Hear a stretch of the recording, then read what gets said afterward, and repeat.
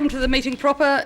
We've got an apology from the Mayor, and I'll move that, and seconded, and an apology potentially for early departure from Deputy Mayor for council business. That's moved and seconded. Any debate, any discussion? All in favour, please say aye. Aye. Against? Carried. Thank you. Confirmation of the agenda. I'll move that confirm the agenda with the following alteration in regard to Standing Order 2.1, Option C be adopted in relation to moving and seconding and speaking to amendments. Seconded, Councillor Gary. All in favour, please say... any discussion? All in favour, please say aye.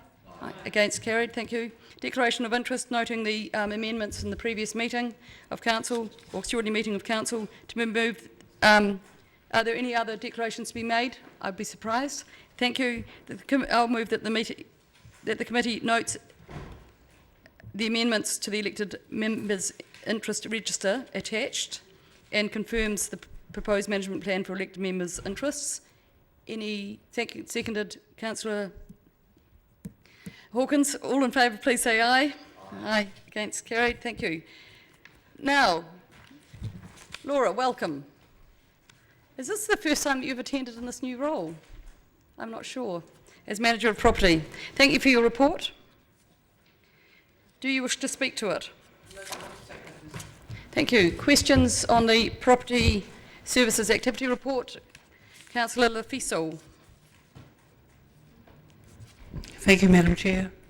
Thank you, Laura, for your report. My questions are in relation to community housing, and forgive my ignorance because I'm sure some of these are operational, but with a waiting list of 218 people, is this considered high? And what was the annual average for the last triennium for people on waiting lists? Yes, it is slightly high. It's not the highest we've had, but it's certainly up there. Mm-hmm. I'm afraid I couldn't give you that without going the average without going back, but certainly normally I think it sits a little under the 200 marks, near 190. Okay, thank you. Do we have any data on how long on average people are on these waiting lists? Not on the top of my head, but I can certainly get that for you. Thank you. And in terms of so-called best practice, for how long have the priority lists 1, 2 and 3 been configured in this way? There are 4, there's actually priority 1 to 4. Oh. At least 5 years, it may be considerably longer, but I'm certainly since the last housing strategy was adopted, but I think it was very similar prior to that as well. And I just have 2 sort of supplementary questions in terms of best practice. What is an acceptable level of numbers of people on our waiting lists, and could any correlation between these waiting lists and homelessness be drawn, do you think? I'm sorry, I'm not able to answer the question with any professionalism. Thank you. Councillor Van Vis. In your executive summary, it says recruitment is underway for several positions in property services.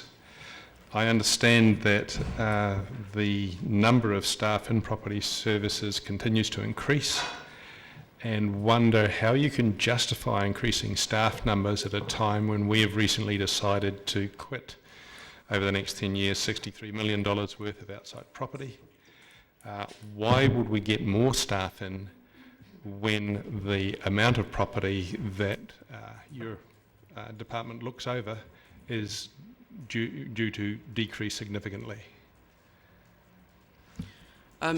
So I guess there's a number of different factors to that. The number of staff in the unit had actually dropped off through in the last couple of years at least, through people leaving and not being replaced. We have identified that there are a number of service level issues that we need to address within the existing property portfolio. So in order to be able to give the level of service and make sure we're properly maintaining the buildings and serving our tenants properly, we need to have the appropriate staff to do that. And there's also quite a considerable piece of work to be done to enable the council's plan to divest the property. So we need to actually have some resource available to us to be able to progress with that plan and a number of other improvements that the council have asked of us and that our tenants are looking for. So as properties are divested and you have a lot less property to look after, do you then anticipate these increased numbers reducing again in your department? So the plan under the LTP is to divest the commercial property over the 10-year horizon. Certainly as we go through that process, that may well lead to us not needing either the same number or the same skill sets within the team, but 10 years is a long time for that to be taking place, and certainly the plan at the moment under the LTP is the first of those will be 2 years away.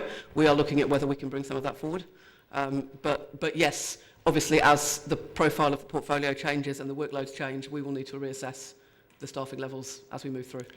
And have these increased staff numbers been justified in terms of a cost-benefit report, or has it just been decided that you need more staff to do different things?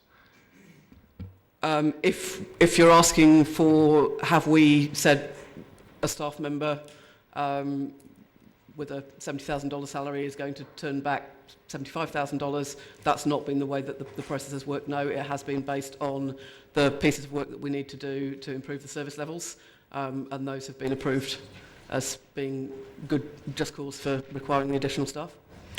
My question really was, has your department had a report, had an investigation into what it's doing currently and what it needs to do and therefore needs the extra staff members for? Has there been an exploratory document to justify a cost benefit for more staff?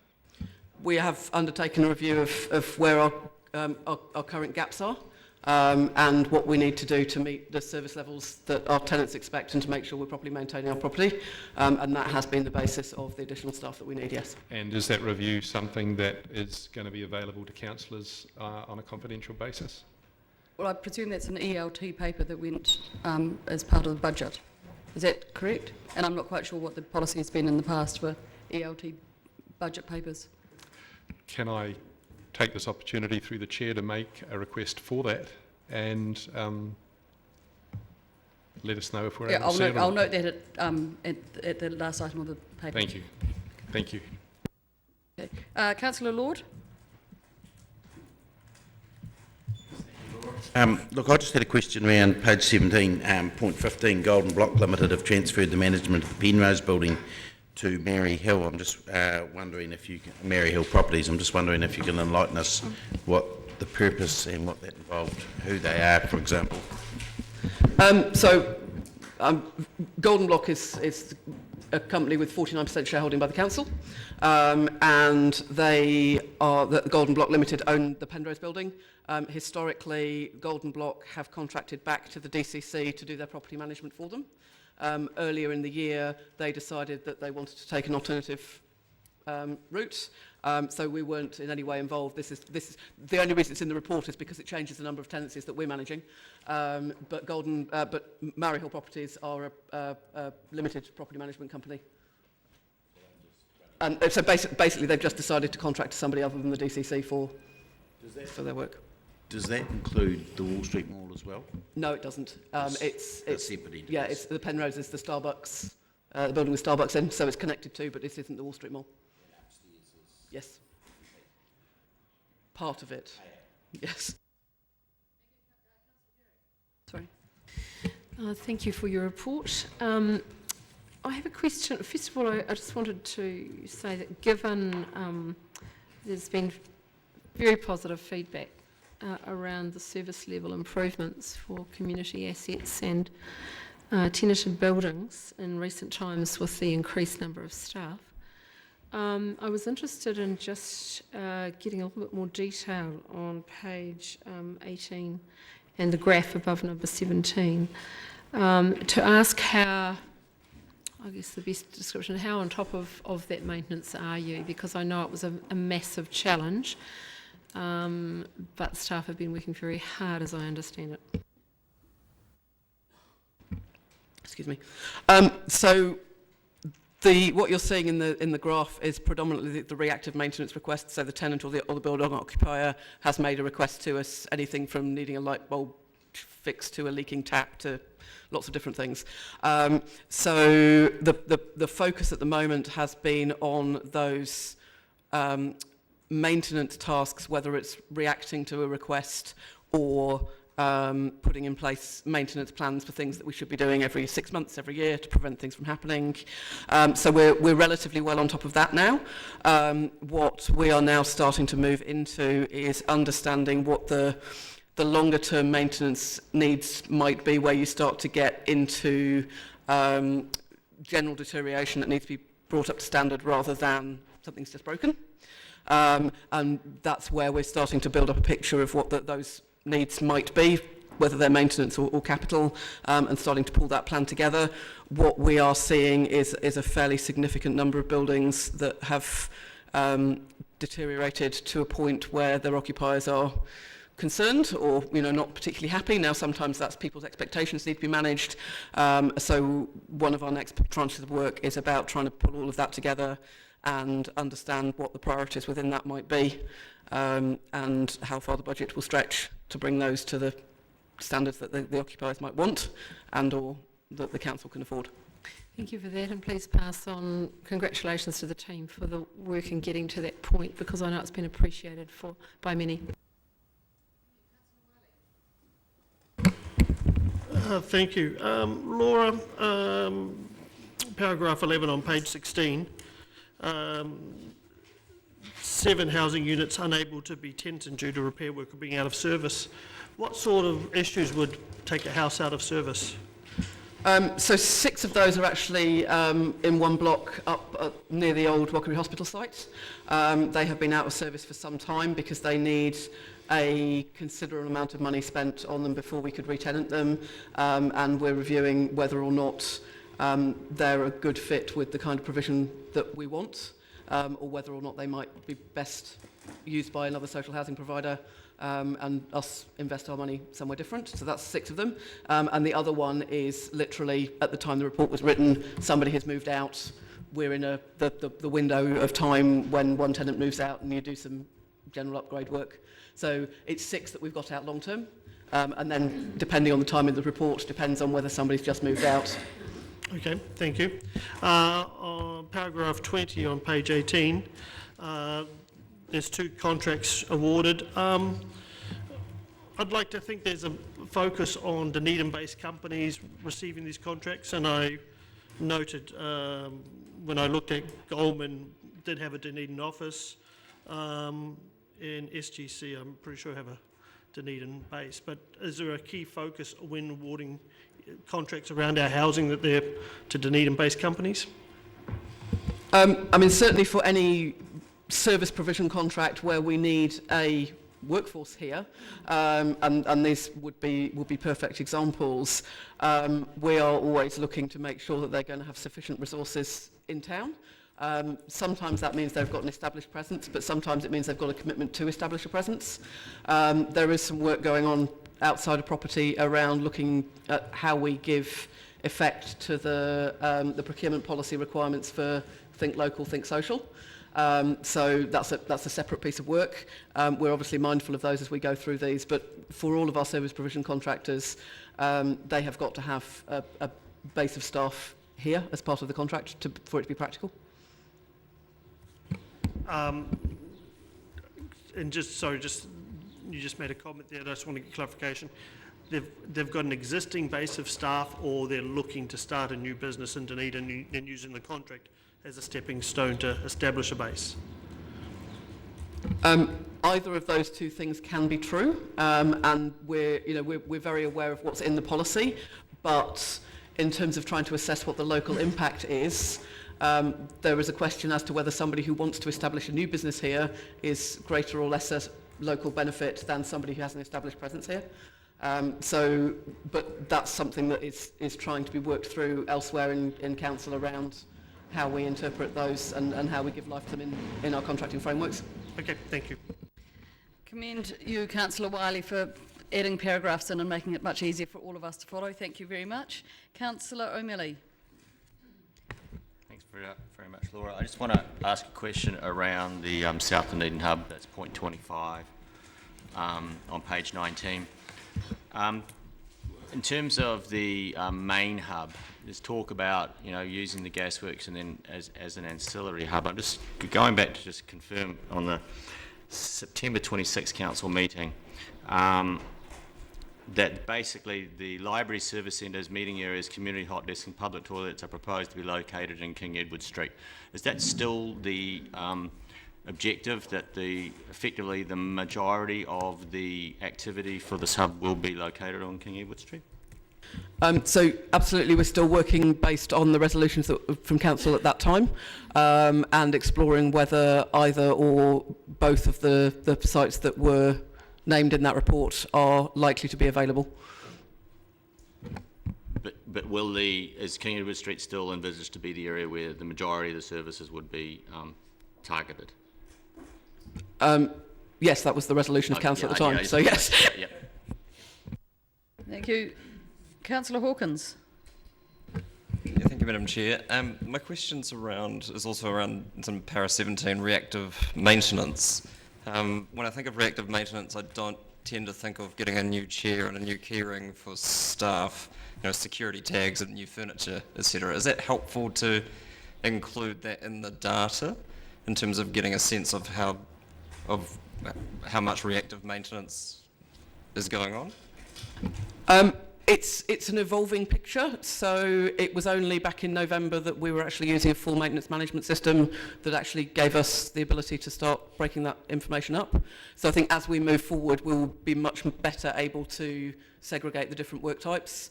As of this month, all of the housing work has been moved into the same system, so that we've got that in the same system as the other. As we move forward and we've got the data, we can start to look at how best to present it in ways that's meaningful. But I guess at the moment it's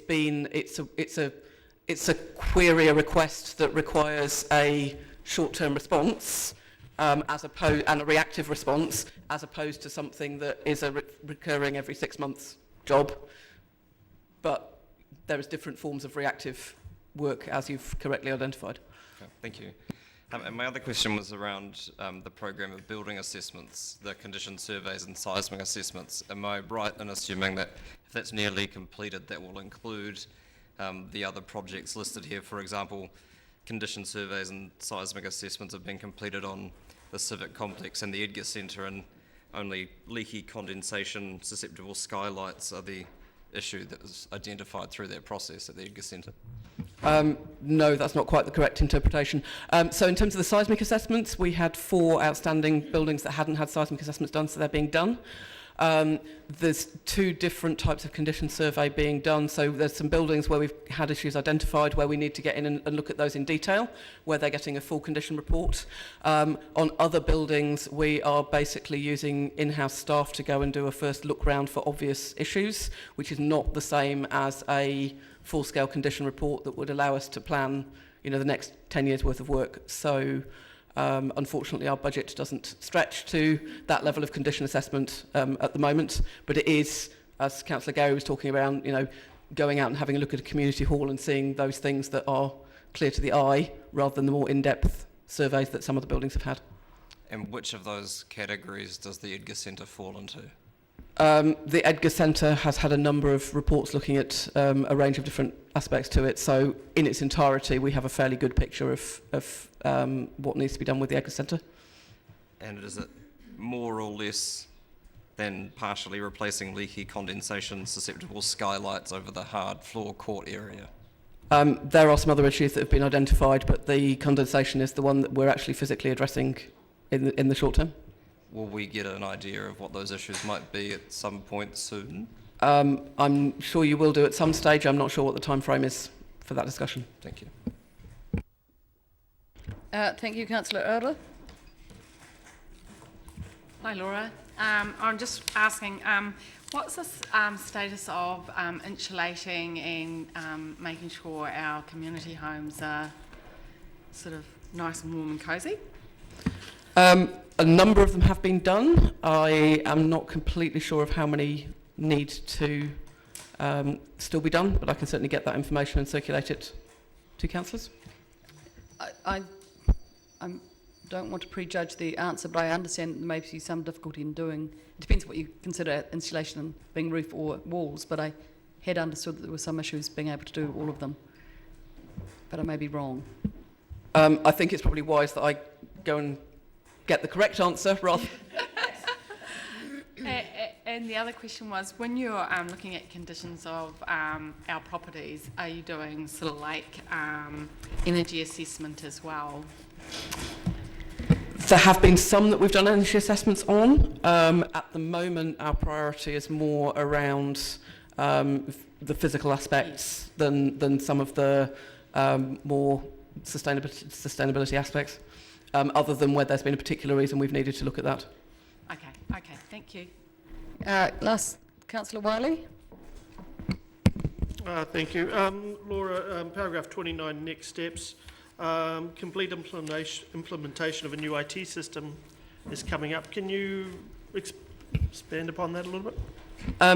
Yes, so we have for a number of years actually had a maintenance and lease management system, but it hasn't actually been implemented, so we haven't had to go out and purchase new software. It's the process of implementing it that we're going through at the moment. So on the maintenance and asset management side, that's about putting all of our data into the IT system in the right structures so we can record work orders against individual water pumps or roofs or whatever else it might be. And that when we're sending work orders out to contractors, they're actually getting a work order and we're collecting that information. So we are part way through that implementation at the moment. As I say, our housing work just went in from the beginning of the month with the second stage to go through in March. So by the end of March, all of our work going out to contractors for maintenance and repairs and that sort of thing will be going through a work order system recorded against the individual asset. And the other part of that is then the lease information so that we can actually manage our leases and new leases through the same IT system. So we've got a single source of this property, what building it's got on it, what assets it's got, what work it's had done, what the history of the tenants is. So all of that is new for us. Thank you. Councillor Lepiso. Thank you, Madam Chair. My two questions, final questions, relate to major initiatives. So the first one is paragraph 20, following on from Councillor Wiley's questions about the contractors. So are SGC Services Limited and Goldman Holdings Group, are they new contractors? SGC are not new. We've certainly used them in the past. We haven't had a single exterior cleaning contract. Previously, we've done that on an ad hoc basis. I'm not sure whether Goldman have done some of that for us in the past, but it's certainly a brand new contract for us to have it as a single contract. And did they tender at the lowest prices? I don't think either of them were lowest price tenders. I think they were all weighted attributes tenders. And my second and last question relates to paragraph 25, the South Dunedin hub, which I always think of as the South Dunedin Library. So given the decades-long delay, what would the staff perspective be on the appointment of an in-house project manager? We don't have an in-house project manager available. Thank you. No further questions. Anyone wish to move the report be noted? Thank you, Councillor Hall. Seconded, Councillor Gary. Any discussion? Any further questions? All in favour, please say aye. Aye. Against? Carried. Thank you. Delighted now, thank you, Laura, to welcome and introduce, if people don't know, Mr. Robert West, the new Group Manager for Parks and Recreation. Welcome. Do you wish to speak to this report, or do you want to just take questions? I don't need to speak to it. I'll try and answer questions. And noting that you'll send email responses if you're that fairly new into the job. Appreciate that. Councillor Lord. I realise you are new into the job, so I won't put too much pressure on you. The question is, I was out at Warrington last Sunday night. I just sort of go out and have a look, and I was I was reasonably impressed with how tidy and everything looked in terms of all the camping spaces all looked quite neat and tidy, and it was all quiet. I didn't have any issues with that, but there was a huge pile of bottles and stuff all stacked around the rubbish bin area, but I'm just not sure. It was being a Sunday night, I'm wondering, do we have contractors, and there was a compact bin, the flash one that takes unlimited amounts of rubbish, but the whole area, there was quite a massive pile, probably nearly as big as this table assembly of rubbish, and I just wondered, all bagged and all sort of neat enough, I just wonder, is there a need, or do our contractors currently do weekend tidying? Just the other thing I did notice, not in relation to Warrington, but the bottom of View Street, there was a huge pile of rubbish there on Sunday afternoon as well, and I just wondered, do we need to revisit our contractors, or are they supposed to pick up 7 days a week? Yeah, so they are picking up 7 days a week, and I've had issues raised around the Warrington site, particularly in the last week, due to a number of functions on that site last weekend. There were a couple of members of the public came in through on our CSA service, and we've got the ability to flex it up and down, so as long as we're aware of it, and we have flexed the rubbish collection up now for the rest of February, because we know that there's a peak period for some of that, so trying to get a little bit more responsive on it. Do you think there would be an opportunity? I mean, I camp in Central a bit, and likes of places like it, the Luggett camp, not Luggett, sorry, camping ground just over the river at the Clutha at Wanaka, Halbert Town, I forgot what it's called, gone out of my head. But anyway, they often sit skips there at this time of year, which take just a lot more rubbish. Is there an opportunity to do that, or are we steering away from that sort of option for a reason? Or? Yeah, I don't think, I mean, there's the Hawk and Haul out at Warrington next in about 2 weeks' time, but it isn't part of it isn't aligned with the rubbish collection on those two sites. So, for the campsites, but I think we're getting better at it, and this year we've got more flexibility in the contracts than we've perhaps had in the past. So there was a particular issue raised last Wednesday on the Warrington site, but by the time that we'd contacted the contractors, it had already gone. Can I just note that this is a report till December 2017. I appreciate we're dealing with something that's current, and that the best way of dealing with that is probably talking to the CSA or outside of this. I mean, I appreciate why the intent. I just don't. If we go down this path, we'll have a slippery slope to not dealing with the report per se. Right. So I'm just, if that's okay. Sure. Thank you, Councillor Wiley. Thank you. I will start with following up on Warrington or Freedom Camping. On page 27, paragraph 32, 45 tickets were issued. Do we know how many were paid? No, I don't have that, but I can find that out for you. Okay, just what our percentage of payment is on the tickets issued? Yeah. Okay. And paragraph 13 on page 25, in regards to the sports field maintenance, just how's that going? Are the fields, is there some investment? Obviously the weather through November, December wasn't conducive to growing a lot of grass. Yeah. So since we've had Delta working on those cricket wickets on the south site, and we've had feedback to say that they're a lot better than they were. We've had some feedback which is the obverse of that, so it is mixed at this stage, but I think they're generally a lot better than they have been. So we're moving towards far better ground conditions for sport going forward? I think we're getting better at the two maintenance contracts. I think as we work through the contracts, I think the relationship with the contractors is getting better. I don't think it's perfect yet, but I think we've got a lot better and more robust systems in place to audit and check the work that they're doing. Councillor Pope. Thank you. I've three questions. The first one relates to the comment that Councillor Lord made about the litter pile that tends to occur at the bottom of View Street. We may have this reported or commented on later, but clearly there's a need as new students arrive for continuing education about where that stuff should go, and I assume that is planned, or we're going to report on that later? I can't answer that. I think that's under Waste and Environmental Solutions Activity Report. That's fine. My next question then is about paragraph 26, where you refer to the beach issue, which was highlighted by the front page photograph on the Otago Daily Times this morning.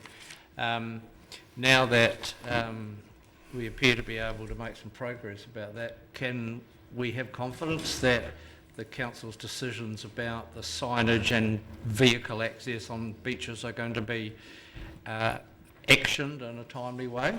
Yeah, so the timetable from the park staff that I've got now, Councillor Hope, is that they're working on a comms plan with the comms team. The signage is just about ready in draft form. I have a little retrospectively in future, I think we've learnt a lesson going around with some of the community boards meetings last week. It would have been nice to have gone out a little bit more proactively and had a debate with some of them about the signage. So that's a lesson learned, I guess, for us in the future. But I, hand on heart, I haven't seen those communication plans and the rollout plan yet, but I'm fairly confident that they'll be onto it. Okay, well, that sounds good. And may I ask further, in that respect, in terms of information in the community and enforcement, and I think we'd all acknowledge we are not good across the council, as good at enforcement as we might be. Can we be confident that the enforcement capability exists after an initial period of education about what's acceptable and what's not in terms of vehicles on beaches? Yeah, I mean, I guess being new to council, it was a comment again I made at the Waikouaiti Community Board last week, was actually enforcement of bylaws is something that we need the community's support with. And so I'm keen, as part of the rollout, that we really need to consider how we involve community boards and the general population and the community in that, not in the enforcement, but in the education and awareness raising around those bylaws. So it's something that I'm really focusing in on with the Parks team to make sure we get the best result that we can. Thank you. Thank you. Councillor Vandervis. On discussion, item 5 it talks about Moana Pool and St Clair Pool, amongst others. I'm pleased to report we've had some really good feedback on the coffee and baking available at the saltwater pool, to the extent that even people that don't necessarily go there for a swim actually go there to use the cafe, which is a very, very pleasant addition to our amenities. And I was quite intrigued actually and decided to go there myself. I'm not really much of a swimmer, and discovered that in fact it was extremely pleasant. So thank you very much for that. What it brought back for me, and the reason for this question, was that many, many years ago I used to go to the Moana pool and used to look forward tremendously to the cheese rolls that we used to get at the cafe and stuff there afterwards. For a long time we've endured simply the vending machines that don't supply anything that I would eat or want my kids to. Wondering if something like what has been so successful at the St Clair pool might be considered again for Moana pool. Yeah, I can't comment because I don't know whether there are any plans or have been any discussions around retail outlets or coffee outlets on the Moana pool site, unfortunately. I mean, I'm aware that they have a sushi bar there, and there's sometimes on some of the function days there's coffee carts. But, yes, there's the occasional coffee cart, yeah. But I'm just wondering if when you get time and get settled, you might want to have a look at that. Yep. But certainly a bouquet for the St Clair pool. Oh, that's good. Regarding the stainless steel worm at the Botanic Gardens. Oh, yes. Looking pretty tacky, having kids bouncing on it and making it tackier. There's 3 lots of tape on it and other bits looking like they're going to snag.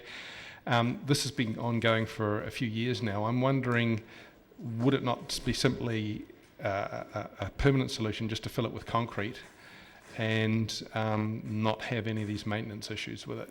Yeah, I've walked around the Botanic Gardens site with Alan Matchett and observed the tape on the worm. yes, I can't answer your question, but certainly take note of. I don't know what the costs have been of maintenance, but it certainly looked like it had a few battles. Great. If we could get a permanent solution to it, I'm hoping staff will. I'm not necessarily suggesting it be concrete, but some permanent solution would be really good there because it is popular with the kids and it's an intriguing thing.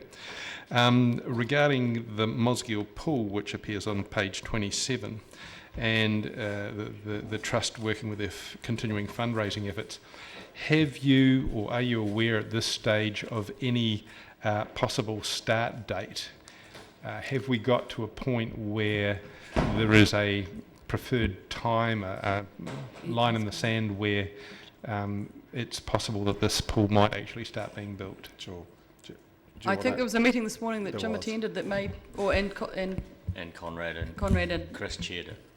But in the absence of Chris, I'll just, we have started to go through the timeline, and there will be a report to council from what was agreed on between both the Trust and the working group today. Great, so there's a timeline coming. Starting to come forward, it's starting to formulate, and everybody is actually happy with the forward momentum of this. So the important thing I think that happened in December, which is the time frame of this report, is that the committee, is that the committee have been reactivated and have met, and I think doing a very good relationship building. It's trust. been very popular. There's been 2 meetings. Yeah. Great. And my final question, I think, in this paper, Glasshouse Rebuild 39 talks about involving refurbishment of all the timber framing, internal metal structures, glass replacement. Is this is the Winter Garden? Is this the main glass house that we're talking about, or is it some other structure? Yeah, it's the main Winter Garden. And is the reason for doing this because some of the putty's obviously well gone, the woodwork is not looking flash, and there's a health and safety potential issue with glass coming down? I think it's the length of time since it was last done, and probably the words to note there are where required. So whilst the glass is all for replacement, the timber and the other parts of the infrastructure are only where after they get involved that it's actually required. It's not a total replacement. Okay, so we're just looking at basically doing some maintenance that's been deferred for a while and getting it back to looking a bit better. Yeah. Okay, thank you very much. Councillor Gary? Thank you, Madam Chair. And first I wanted to start by congratulating the team on the corpse flower comms and arrangements because that was highly successful. And I understand there were queues, very long queues. And secondly, to congratulate the team in relation to this morning's paper, how quickly the parks, the permit went through, but parks and rec staff were complimented by their involvement in that and the way they handled that. So huge congratulations there. The question I had is around item 10 and the voluntary coordinator and also the voluntary workforce. I just wondered if you could expand on that, because it's obviously a very positive aspect in terms of the track crew and so forth. Is there anything you'd like to comment on that, Rob? I can't give you too much information. I don't know, I have a very superficial understanding of what because Catherine Holstead's the worker in that area. I mean, basically, other than she's a very energising person, and she seems to have got a lot of volunteers and programmes up and running, and it's really exciting to see that she's managing to do that, because that's a key part of our strategy moving forward, is to build that capacity. So I can't give you a lot of detail. Happy for you, if you want to sit down and talk to her and find out a little bit more. So would you say that it was it really engaged the community? Has it had an effect of engaging the community with council in a general way? Yeah, I think it's starting to, yeah. Sorry, I can't be more specific. Councillor Sedman? Thank you. Mr West, probably, I don't want to put you on the spot here. I just looked number 27, page 27, regarding the Lifeguard Service and the funding there. I understand Christchurch City Council, after the funding had stopped, because of the beautiful weather we were having and there was lots of people swimming in the surf and everything, they actually extended the funding for a further 3 days. Our lifeguards themselves in these same spots actually asked for funding, I understand, but were declined. Yeah. There were some rescues made. I actually observed one of them where they went off down to help St Kilda, go around to Tomahawk and things like that. And there's a lot of first aid going on as well, because obviously the extra bodies in the water. So I'm just wondering if you could probably get back to me, maybe if you can't answer now, is if we can possibly look at being able to jump if we need to help the funding for that sort of thing. Yeah, so I'm aware of that, and we've had a discussion about it, and I've been talking to my manager of planning in Parks and Rec, and I think we need to get a little bit smarter about the way we contract it next year, so that we're actually aligning it exactly with the end of the school holidays. There seemed to be a slight mismatch this time, which caused this issue. And I think we need to get better, and we're already starting to think about next year and how we'll align it a little bit better with the actual school holidays. Yeah. Thank you. Again, I'll remember that this is a report to the end of December 2017. Councillor O'Malley. Thanks very much. First break with protocol by compliment you on your interaction with the Waikato Community Board the other day, and I thought that discussion went down really well and does reflect, in fact, a healthy relationship forming between the Council and the Community Board, which I think will pay dividends later. On point number 13, which is the City Care switch over to Delta for the maintenance of the cricket grounds. Yeah. Are we going to, there's been other issues of City Care failing to deliver as well, so does failure to deliver, will that influence the renewal or giving of new contracts in the future? Potentially. So that's something I want to talk to my new general manager around, that we've been putting together a bit of a plan around that, because that suspension comes up at, I think it's a 3-month suspension ending at the end of February, so it's kind of a high priority area for me, just thinking about how we strategise that moving forward. Again, I'd say that whilst it's not ideal in many ways, my gut feeling is that it has improved.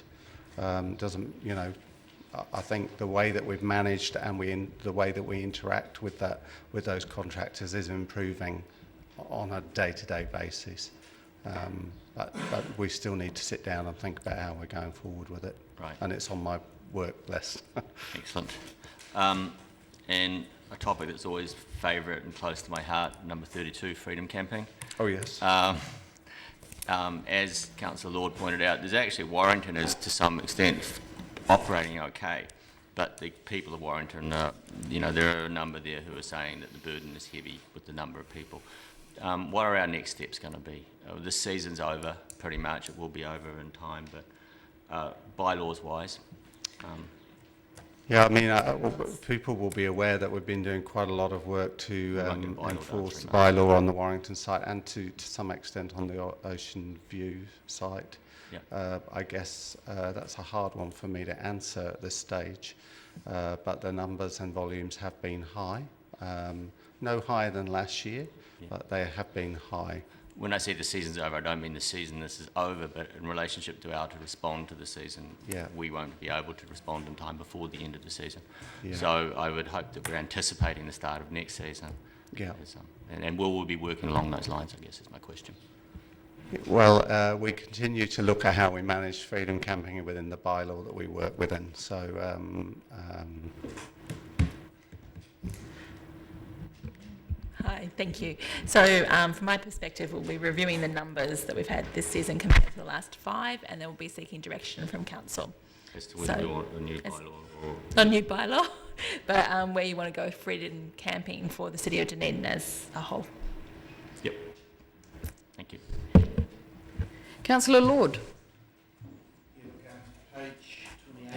Chinkford Stables, number 40. I just actually was approached by a member of the public in the last week or two, so I'm really pleased to see that they're going to spend money on the re-roofing. I just also wondered, he had concerns about windows being boarded up, and I guess that's probably been done historically to prevent people, I don't know, breaking in and having parties or whatever, but I just wondered, I'm mindful of the date, but I'm also wondering if you could maybe look and see if there's any ongoing work for the rest of the building, and whether just the state of Chinford Park, and generally there was concern about noxious weeds growing there and things like that. Yeah. Just wonder if at some stage you could come back to us with any future plans for development. I mean, I know it's not terribly far from Baldwin Street, and just wonder if we can tie the two in and see if there's a future there.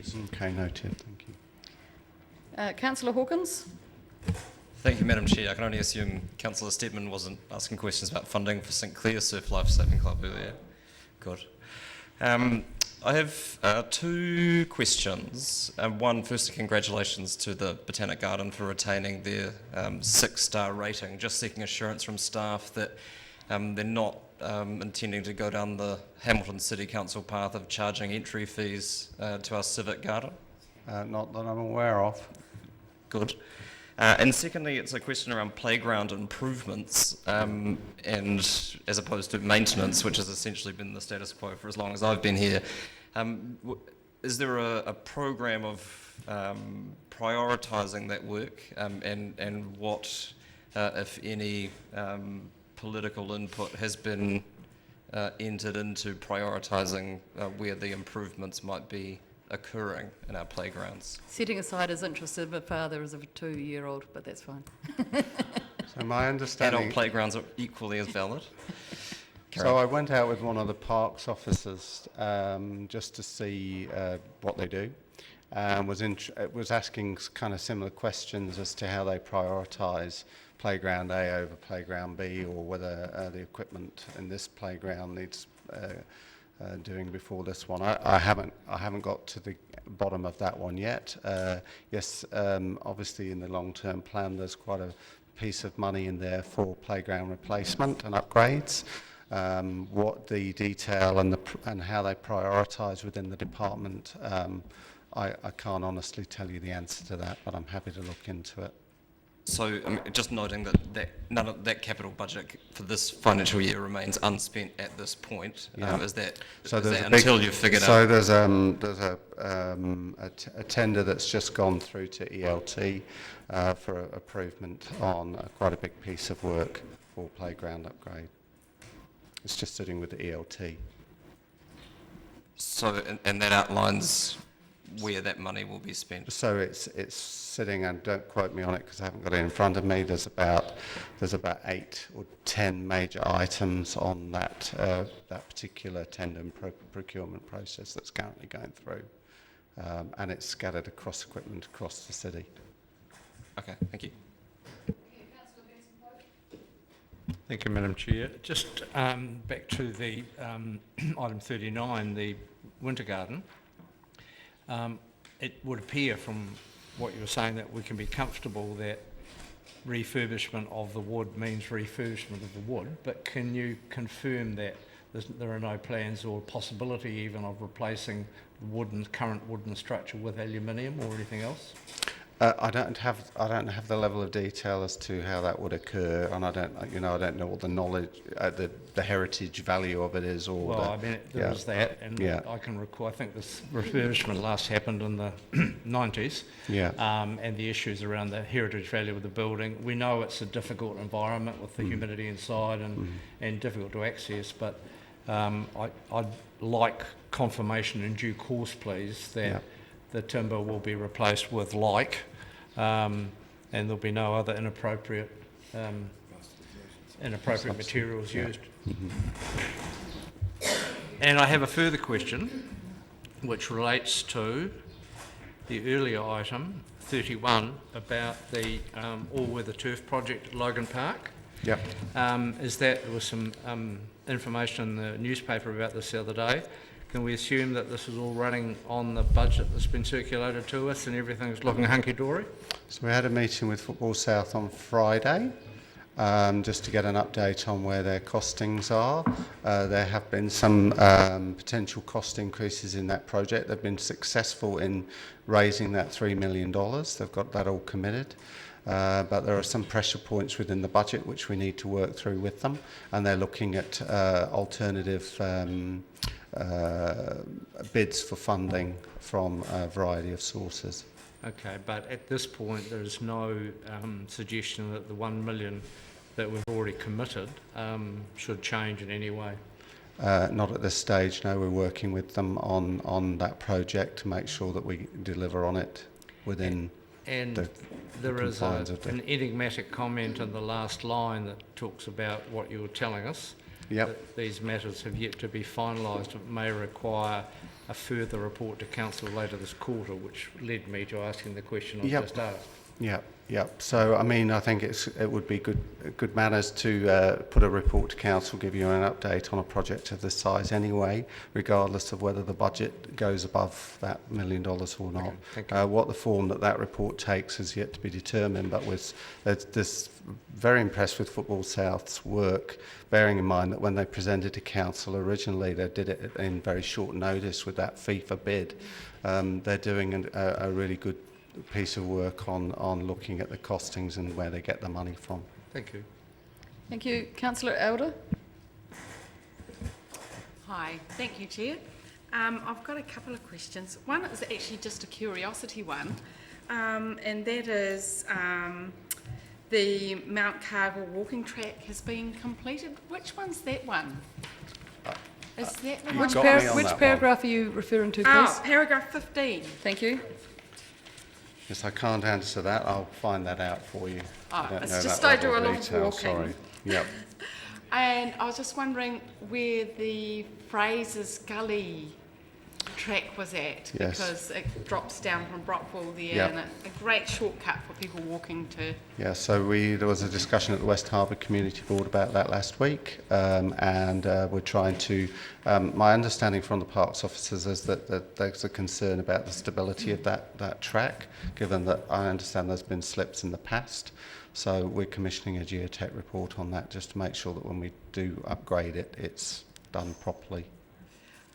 And just above us in the town belt, there's the start of a walkway to go through the town belt. Is there any thought of continuing that? I can't answer that. I can find that out for you.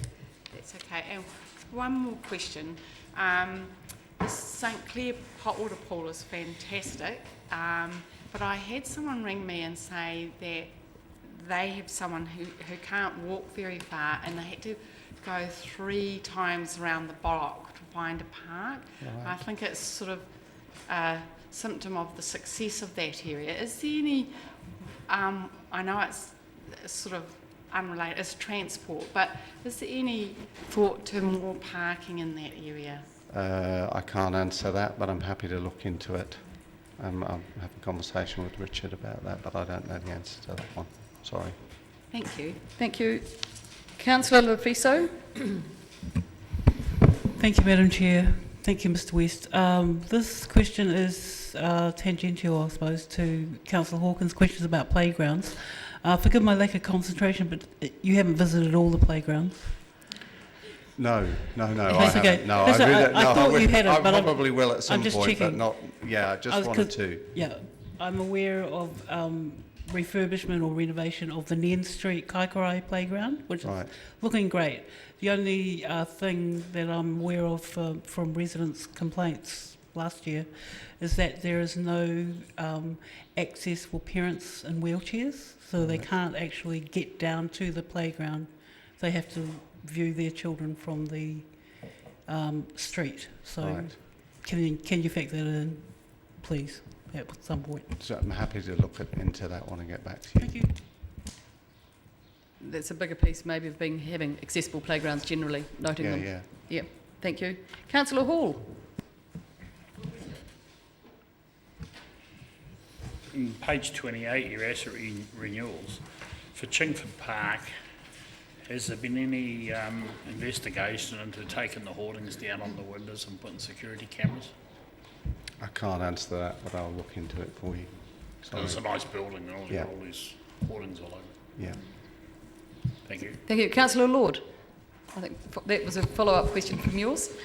No, that wasn't the follow-up question. Look, I just had a question actually of Councillor Betson Pope, but I just wondered if he would consider that the gardens using tantalised timber instead of untantalised was an appropriate product. I think we won't have that debate. I think it's questions of the report at the moment. But thank you. I have no other questions. Any other questions? Anyone wish to move that report? Thank you, Councillor O'Malley, seconded Councillor Elder. Any discussion? All in favour, please say aye. Against? Carried. Thank you, Mr West. Now the matter of the Transport Activity Report for the quarter ending the 31st of December 2017. Hello, Richard. Mr Saunders, how are you? Do you wish to speak to your report? Thank you. Councillor Hawkins. Yeah, thank you, Madam Chair, and thank you, Mr Saunders. My question's around and I'm struggling for the Chair's benefit to find the paragraph, sorry. Paragraph 14, under value for money, where it says 12% of the audited jobs failed, basically, and payment was withheld. This far into a contract of this nature, is that higher than you would have expected it to be? Obviously, it's higher than we'd want it to be. We want it to be zero, but I think the nature of the work they're doing, it's perhaps it's a little bit high, but it might only be a very small item within a bigger job. So we do, it does vary, and I'm comfortable with that. What it does show me is that we've got a robust audit method in place to make sure we're getting what we should before we pay for it. And there is a monthly review with contractors of all of those faults, so they can go back and take any learnings back to their crews and try and stop a repeat of those things. So you're not seeing a pattern in the kinds of things that are not getting passed grades? Oh, there's been different items. So sweeping was a big issue for us in our resealing contract last year. And we've put a lot of focus on that, so sweeping of excess gravel to make footpaths safe and get it off the roads, and that's been much better this year, but other things can pop up, so that's just, it does vary. It's not necessarily one thing, but I'm comfortable with the audit program. I'm also comfortable with the response we're getting from the contractors in terms of fixing those errors. But this result wouldn't give you pause to consider auditing more frequently than we are currently doing? We've got a reasonably rigorous audit program, so I'm comfortable with that. Right, thank you. Thank you. Councillor Gary. Thank you, Madam Chair, and thank you for your report. I have three questions. The first one is, they're all on page 36 actually, is the graph under item 25. I just wondered if you could fill in a little bit of information about the difference between pass and acceptable. Is acceptable better than pass? Pass is better than acceptable. Pass is better than acceptable. Yes, I found that rather curious. It is. I have asked the team around the language used, and that is language used in the industry for it. Yes, it's I would curious agree because it's ambiguous. Yeah. Thank you for that. Second question is to ask if the art and infrastructure policy passed by Council last year was implemented in the design for the bridge over the Water of Leith.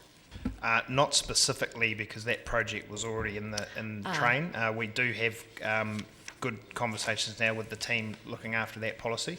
We've got a good outcome from this, and we have run it past urban design, just in terms of the tender that was selected, but it wasn't specifically a part of that, but I think the outcome is consistent with what we would. I guess that's a matter of opinion, but the second part to that question would be, when would you expect that policy to be implemented fully?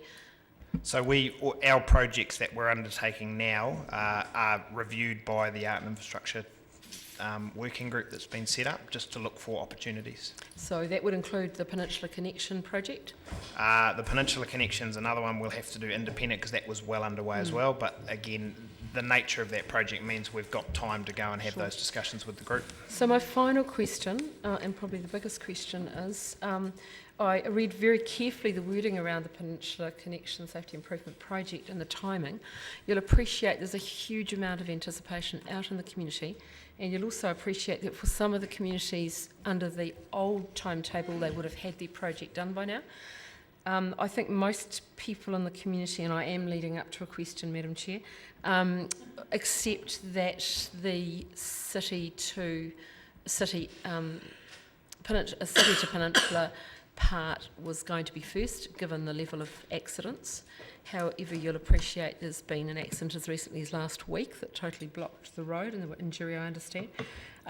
So the community are very keen to find out a specific time frame, and it's still a bit vague. Every time I ask, I get a different month mentioned. I did appreciate that there are still negotiations on, but are you able to give us a clearer, more definitive timeline?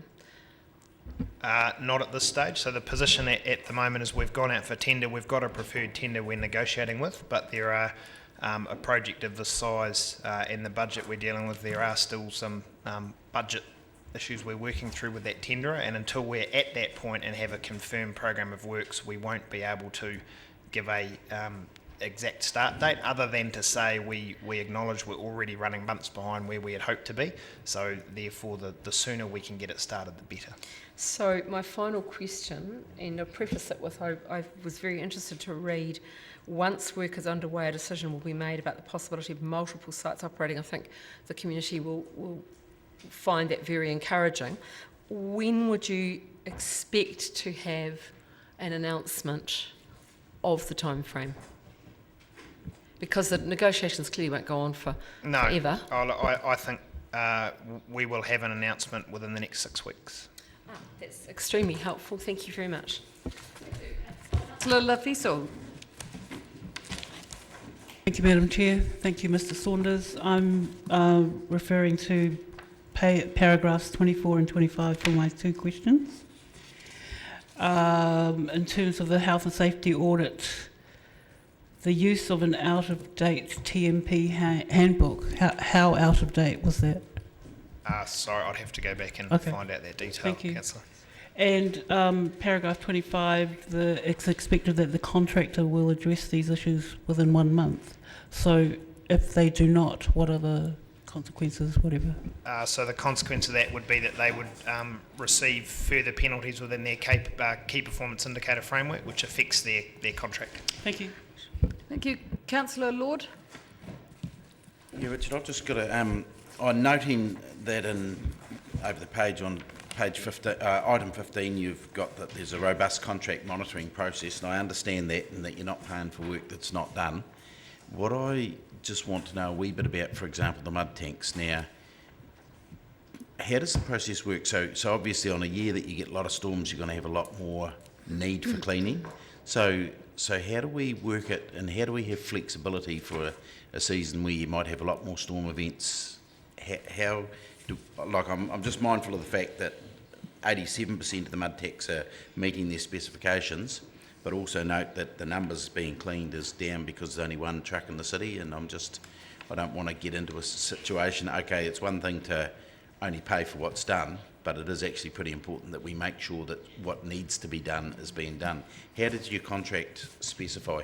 So the contract, specifically talking mud tanks, requires 95% to be within the specification at any time. So the end of January results were 96%. So we raised this as an issue with them at the end of December, that it was just starting to just tail down a little bit, and they have put some extra resources into getting it back up to standard. So we have an independent auditor who selects areas of the city at random and goes and measures those tanks and ensures the clearance between the outlet and any silt or sludge that's is 150 millimetres. That's the target. That's the specification. So that we have an independent doing that just to provide us with these results here. Downer have a team that are doing that as well, and are then setting the program for their truck to go and specifically target those tanks that need cleaning. So they've got they have a process to ensure their tank is getting to the areas it needs to and cleaning the tanks it needs to. If those results kept going to a level that we weren't satisfied with, we could bring another tank into the network to address it, and that would be at the cost of the contractor. So they take these contracts on, although it's totally weather dependent, they take a bit of risk? Yes. Yep, okay, thank you. Thank you. Councillor Vandvis. Thank you. 2B, you talk about a preferred tenderer selected for the Peninsula Connection project. Is the name of that preferred tenderer not public information? Not at this stage, not while we're in negotiations. And that is because? Because we're negotiating, so at the end of that process, we would notify, we would put a media release out. But in the past, we haven't notified of a preferred while the negotiations are occurring. Okay. On C, you talk about the bridge across the Leith and improvements. How much of an improvement is the proposed bridge in metre terms, given that the ratepayers paid $500,000 for a zigzag crossing in exactly the same place only a few years ago, and Spokes and other submitters were entirely happy with that crossing at the time? Point of order. Point of order, sorry. Well, I don't think that's a fair question of a staff member when the decision was made by this council. And I think that asking a staff member for a subjective assessment of value is not appropriate when this is the completion of a direction of the council to build a bridge. I'm mindful of understanding that. I think you need to. Are you happy to reword that question? I don't need to reword the question because I didn't ask for an assessment of value. I asked for how many metres, this is not an assessment of value, how many metres this new bridge is going to chop off the last bridge we paid for, only the zigzag bit. I want to know how many metres difference we are paying $1.2 million for. Yep, so it's 2 points. One, I don't have that, councillor, but I will get you the metres. We can calculate that comfortably. That's easy. And just another point there too, the Dunedin City contribution to the bridge is approximately $400,000, given that we pay only a third of any urban cycle funded project. Can I just form clarity for the information you've sought? Can I just ask what meterage you're talking about, because it depends where you're coming from and starting from. When that first went in, I don't think the alignment beside the railway line was there, but so I've actually spent this weekend trying to work out that meterage myself on a map, because the zigzag does add meterage, but it depends where your start and finish points are. So because it depends if you're beside the stadium and going to the other side of where the wood logs are, it depends which route, which metre. So I believe it's a very simple calculation for crossing the Leith at that point. The new bridge will cross it directly. Yeah. The one we recently paid $500,000 for to cross it has a zigzag at either end of perhaps 20, perhaps 50, perhaps 100 metres. I want to know how much we are paying. Essentially $1.2 million is being paid by either tax or ratepayer money for how many metres of zigzag. Okay. To me, it's an absurdity. Okay, thank you. Yeah, that's fine, Chair. I'll report back through yourself. Thank you. Can I also, while you're looking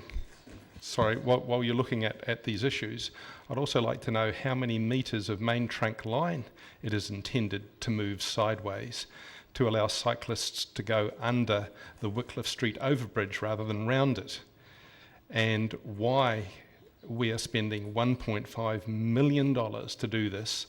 Has there been a cost-benefit analysis for this particular $1.5 million, to me, obscene spend?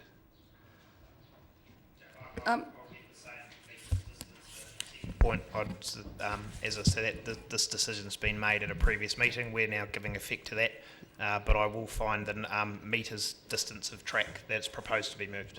Thank you very much. I'd like to point out that the decisions had been made, A, without any reference in the agenda to the cost of either of these items. I had to winkle this cost out through questioning, and B, no evidence given for how much actually it would shorten or improve the crossing of the Leith or shorten the cycleway going underneath the Wycliffe Street overbridge. None of this information was made at the time that these decisions were made. I believe these decisions were made essentially in a vacuum with people not knowing what they were voting for, which is my reason for asking for that information now. Thank you.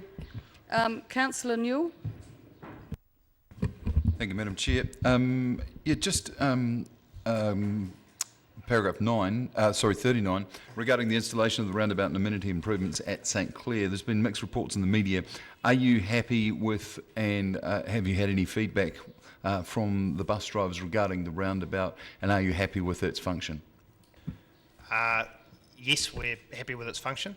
No, I haven't any specific feedback from bus drivers, but the team do work closely with the ORC, so had there been any, they would have picked that up.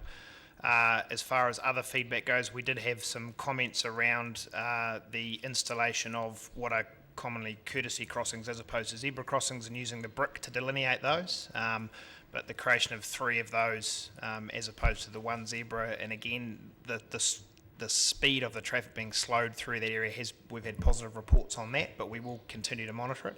And the other piece of feedback we had was there has recently been, and I haven't been out there for a little while, sorry, the orange bollards placed where the concrete median pedestrian refuges would be in the future.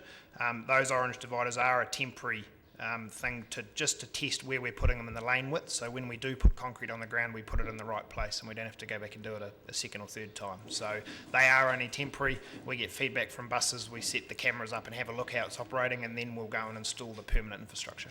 Thank you. It looks great. Thanks. Just want to also touch up on the mud tanks data stuff. So you've basically said that the 87% has already been corrected after you got back to the contractor.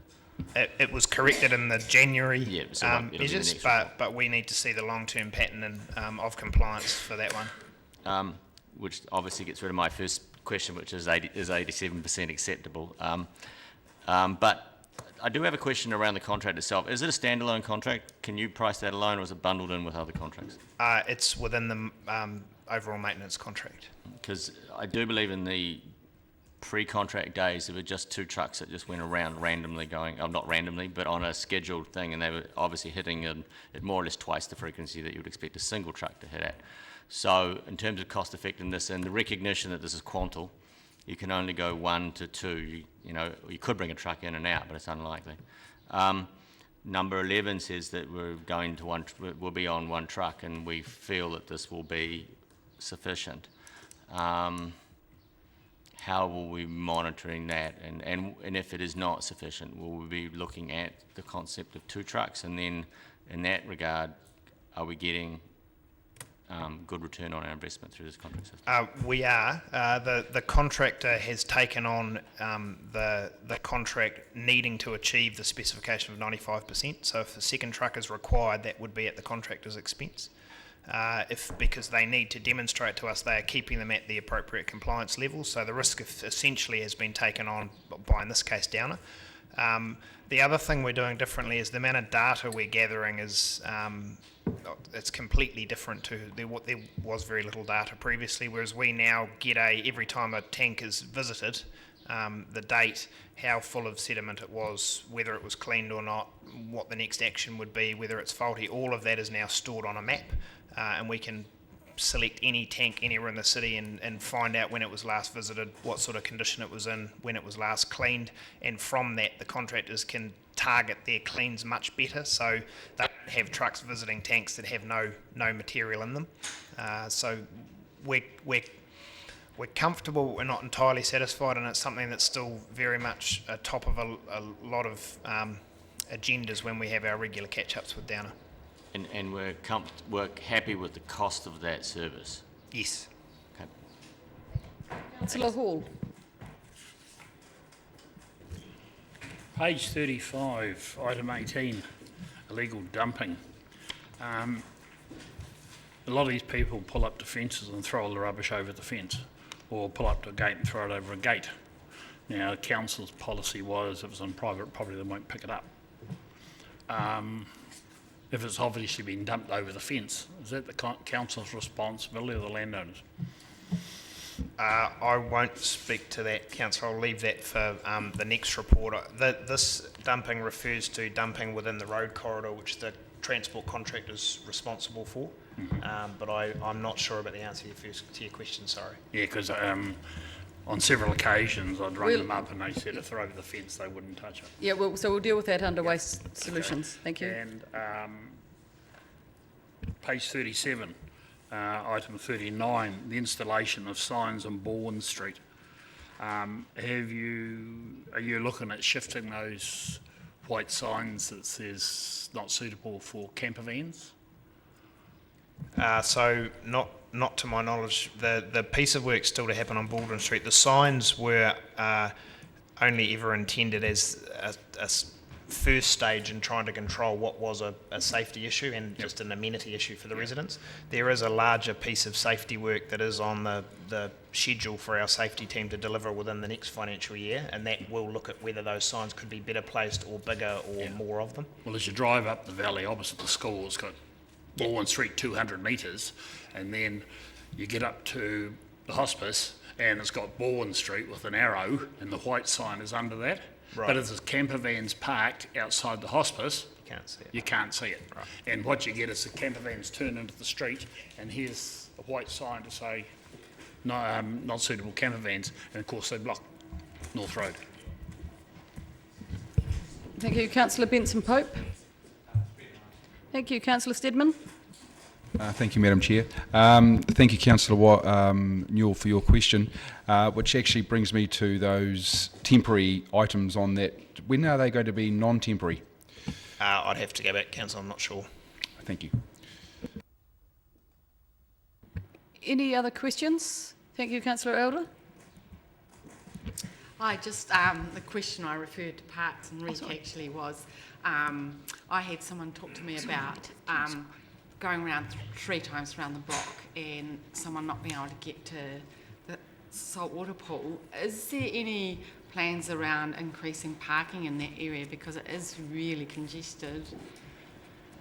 There have been, I suppose the first part is there is very little land on the road to use in that space to create more parks. So it is challenging to try and find more space. There has been requests for, and it sort of sits between transport and parks, and we need to have a think about where it fits on the work program, but to have a look at the St Clair area in general, as far as any future planning for that area and whether there could be more parking space found.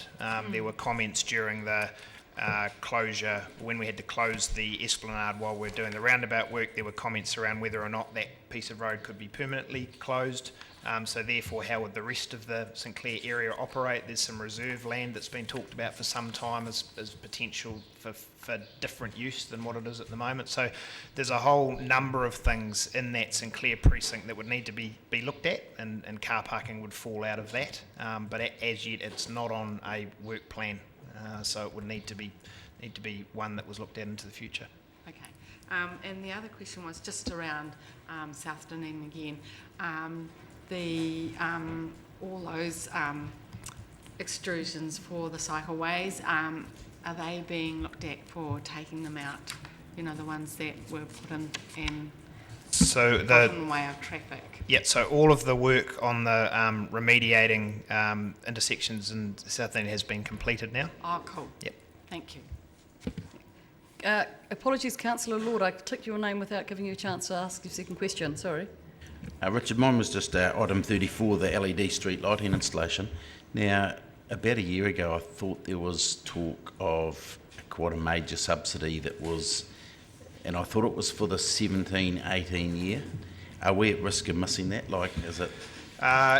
We're at risk of not getting as much of that subsidy, although we are still to hear whether NZTA and the new government will extend that. There has been some talk about an extension to that subsidy, so we're in discussions with them. That one has taken us longer. The complexity of that and the central management system and making sure we get the right lights installed has taken longer than we had anticipated.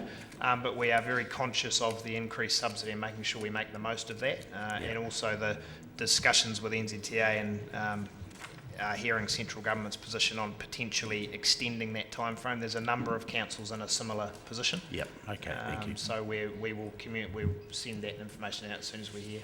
The other question I had actually related to number 33, in addition a package of bridge renewals. Is that actually rebuilding bridges, or is that just changing concrete barriers? That is a variety. There's no complete rebuilds in this year's renewals off the top of my head. No, thank you. Thank you. Councillor Gary.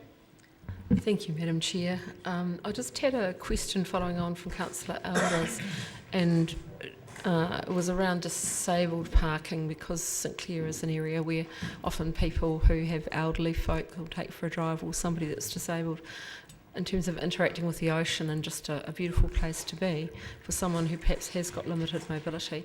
So my question is, has consideration been given to increasing the disability parking? I know it doesn't always incorporate the people that Councillor Howard is talking about, but that would be important, I would have thought. Any comment on that? No, I'm not aware of any, Councillor. Councillor Steadman. Thank you, Madam Chair. Thank you, Councillor Elder, actually. I'd like to refer to her question, what you answered. I was actually going to bring this up later, because I'd like to actually request a report on the pedestrianisation of the St Clair Esplanade, which would include access for service vehicles for the cafes, the restaurants, and the residents of the motels and the apartments, and obviously further car parking. Options could include being closed at busy times but open during business day when children are at school, for an example. The roundabout is now complete and has proven successful. The Esplanade in St Clair has grown in popularity, and the area has been asked to deal with the increased vehicle traffic, which brings with it parking issues and stupid idiots showing off in their nice cars. With more traffic, it brings people who enjoy walking on the Esplanade. However, observing the traffic, I am waiting for some young child to get hit by one of these vehicles while on the Esplanade. The public want it, and during the roundabout being built, they enjoyed the space immensely without worrying about traffic. It was peace and solitude, people walking around all over the place, not having to worry about idiots speeding past. I know we've got the 30k restriction down there or whatever, but realistically, with my background, it's not something that can be policed, and it's just an unfortunate thing. So so if I could ask for a report on, or some plan moving forward to actually get that. It's going to be matter for notification under the chair. Yeah.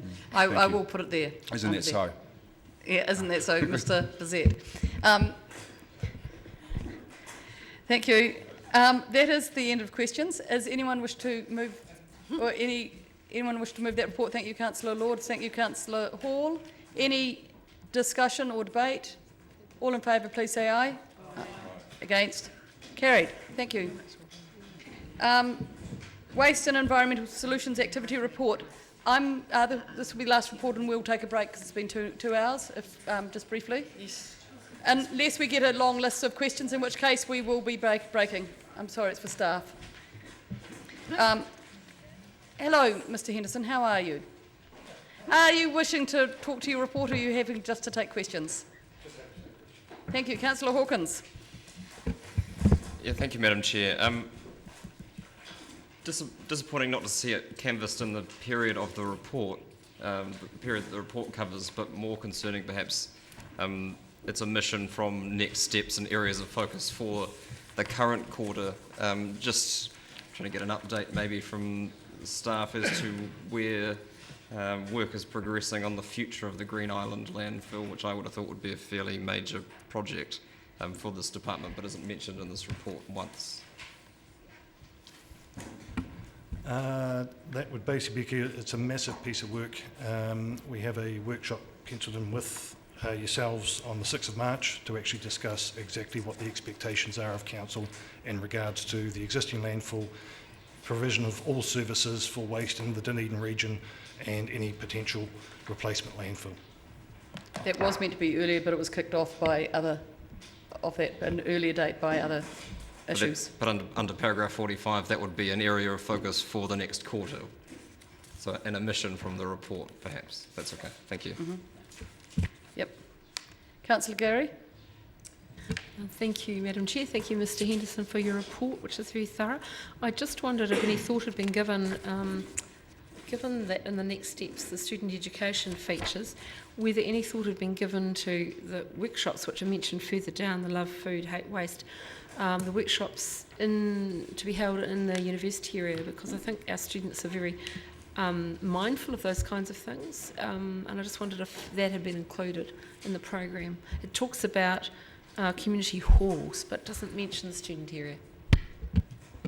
No, not specifically in that region. We've had great success with the ones that we have in the halls, which is the likes of the waste-free parenting and the love food, hate waste. Most of the programs that we have available to us at the moment are more designed around homeowners and how they can actually, it's for including things like home composting and that sort of thing, which isn't really applicable for the student area. So mainly in the student area, we tend to focus on making sure that they actually know what services are available for recycling and rubbish collection, etc. The rummage store out at the landfill, but there's no specific workshops as such for that area. Would you consider including that? Would that be a possibility? Yeah, that's certainly a possibility. It would be just trying to figure out what would actually be of value in that for them.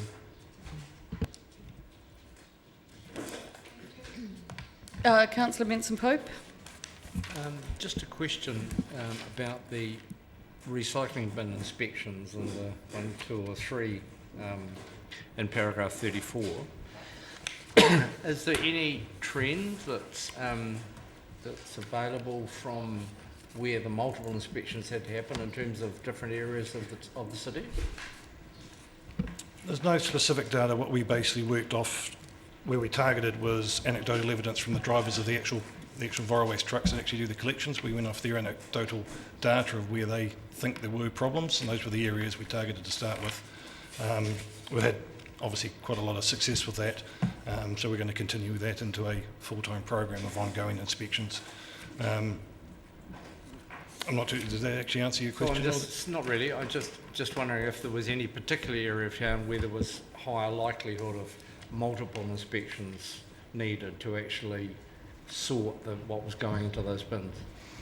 Well, having only done it in certain areas, which included university and some other areas, I wouldn't want to target, name a specific area at this point. I wasn't really thinking of the campus, because part of the issue with the campus is always lack of knowledge of what's expected by whoever might be there, certainly at the start of each semester. But that's fine, thank you.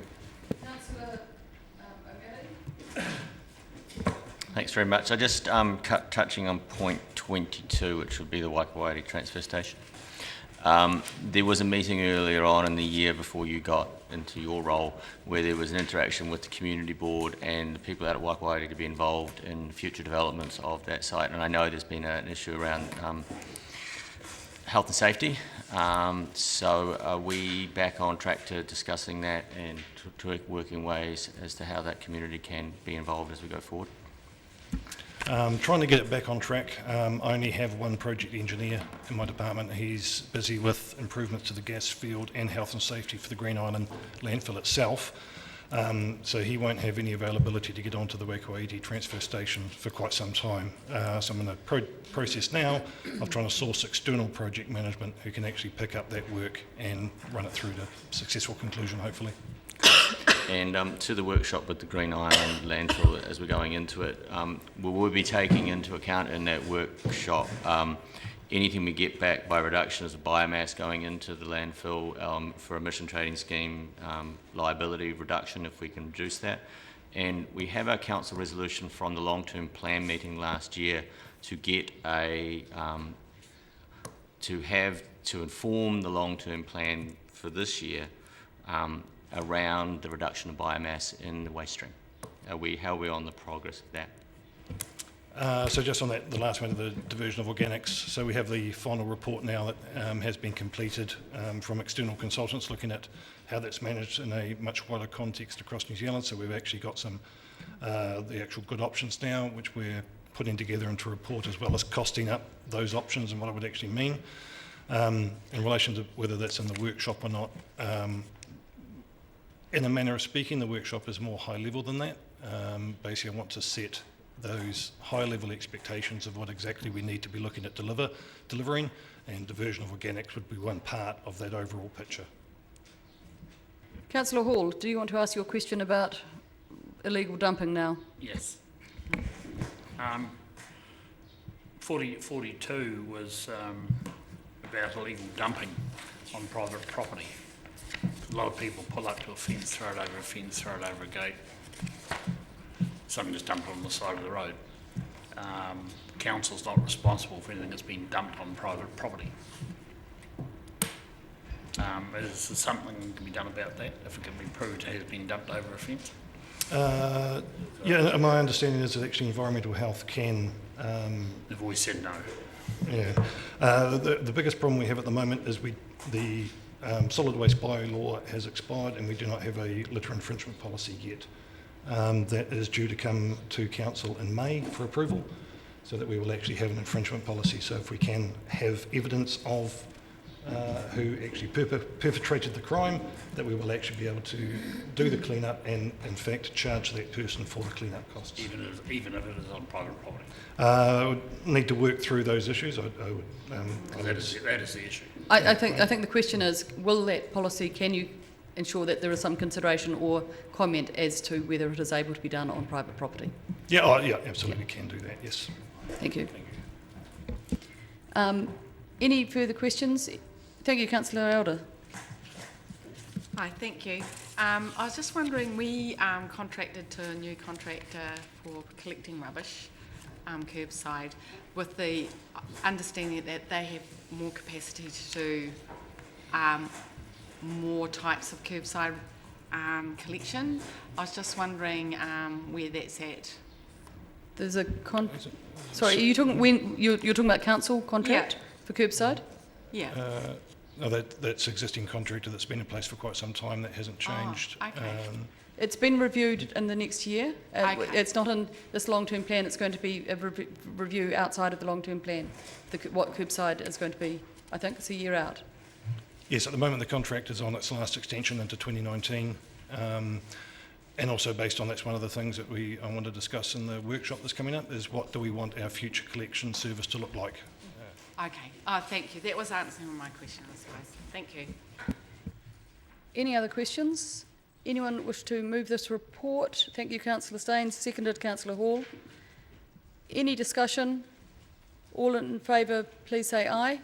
Aye. Against, carried. Thank you, Mr Henderson. I'm just going to suggest a 5-minute recess. I'll move a 5-minute recess or 10-minute recess for a break. We've been going for 2 hours. Seconded, Councillor Hall. Sorry, Councillor Staines. All in favour, please say aye. Aye. Against, carried. Welcome back, everyone.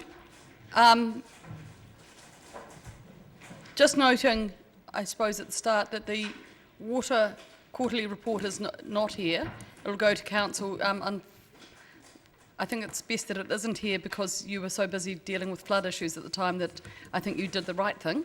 And the report couldn't come to this, but in order that it's done in a timely fashion, I think we'll try and get that, if possible, to the next council meeting, depending on how big the agenda is. We'll give that a shot. Okay. Proposed review of the trade waste bylaw 2008. Do you want to work us through this? It's a bit different process than other bylaws.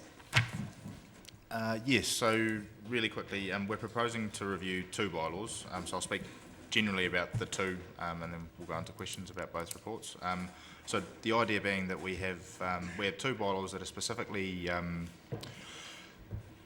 developed to manage a customer interface. So we have people in the water space who take water but can interact with our networks in a way that can potentially cause risk to human health. But also our bylaw has been used to provide guidance for developers and provide a tool to manage developers and augmentation to our network over time. And in the trade waste space, the bylaw is purpose-built for managing the waste that's discharged to our network and ensuring that we're capable of conveying the waste to a treatment plant and then treating it to a standard that meets our discharge consents. Typically, with the trade waste bylaw, we work really closely with a whole lot of businesses within the community, and those businesses so far have actually, since the implementation of this bylaw, have worked really well with us, and we've seen really good outputs. In the water space, we think there's potentially some improvements to be made to the bylaw, but both with a view that we'd like to improve the way we work with customers and improve the clarity in the bylaw around purpose and that sort of thing. So where there is a rule, what is the rule seeking to achieve, and what is the purpose for a given a given rule or a given statement. So that's certainly where we're at. We are working generally within the Three Waters Group to try and improve our level of customer engagement and improve the amount of work that we do with our customers. And this is one of those high level documents that a review will enable us to work more closely with those people. Okay, thank you. Happy to take some questions. Councillor Hawkins. Yeah, thank you, Madam Chair. Does the special consultative procedure process require a motion of council or a recommendation from the committee to start the process of reviewing the bylaw? Yes, I believe it does. So you couldn't have started this work without this paper coming to this committee? Correct. Thanks. Councillor Vandervis. In option 2 under disadvantages, you say that traced wage charges as set in the annual plan and totalling an estimated $250,000 per annum will be unable to be collected if we do not review the trade waste bylaw. Can you enlarge on how you came to this $250,000 figure that we are going to miss out on if we don't do this review?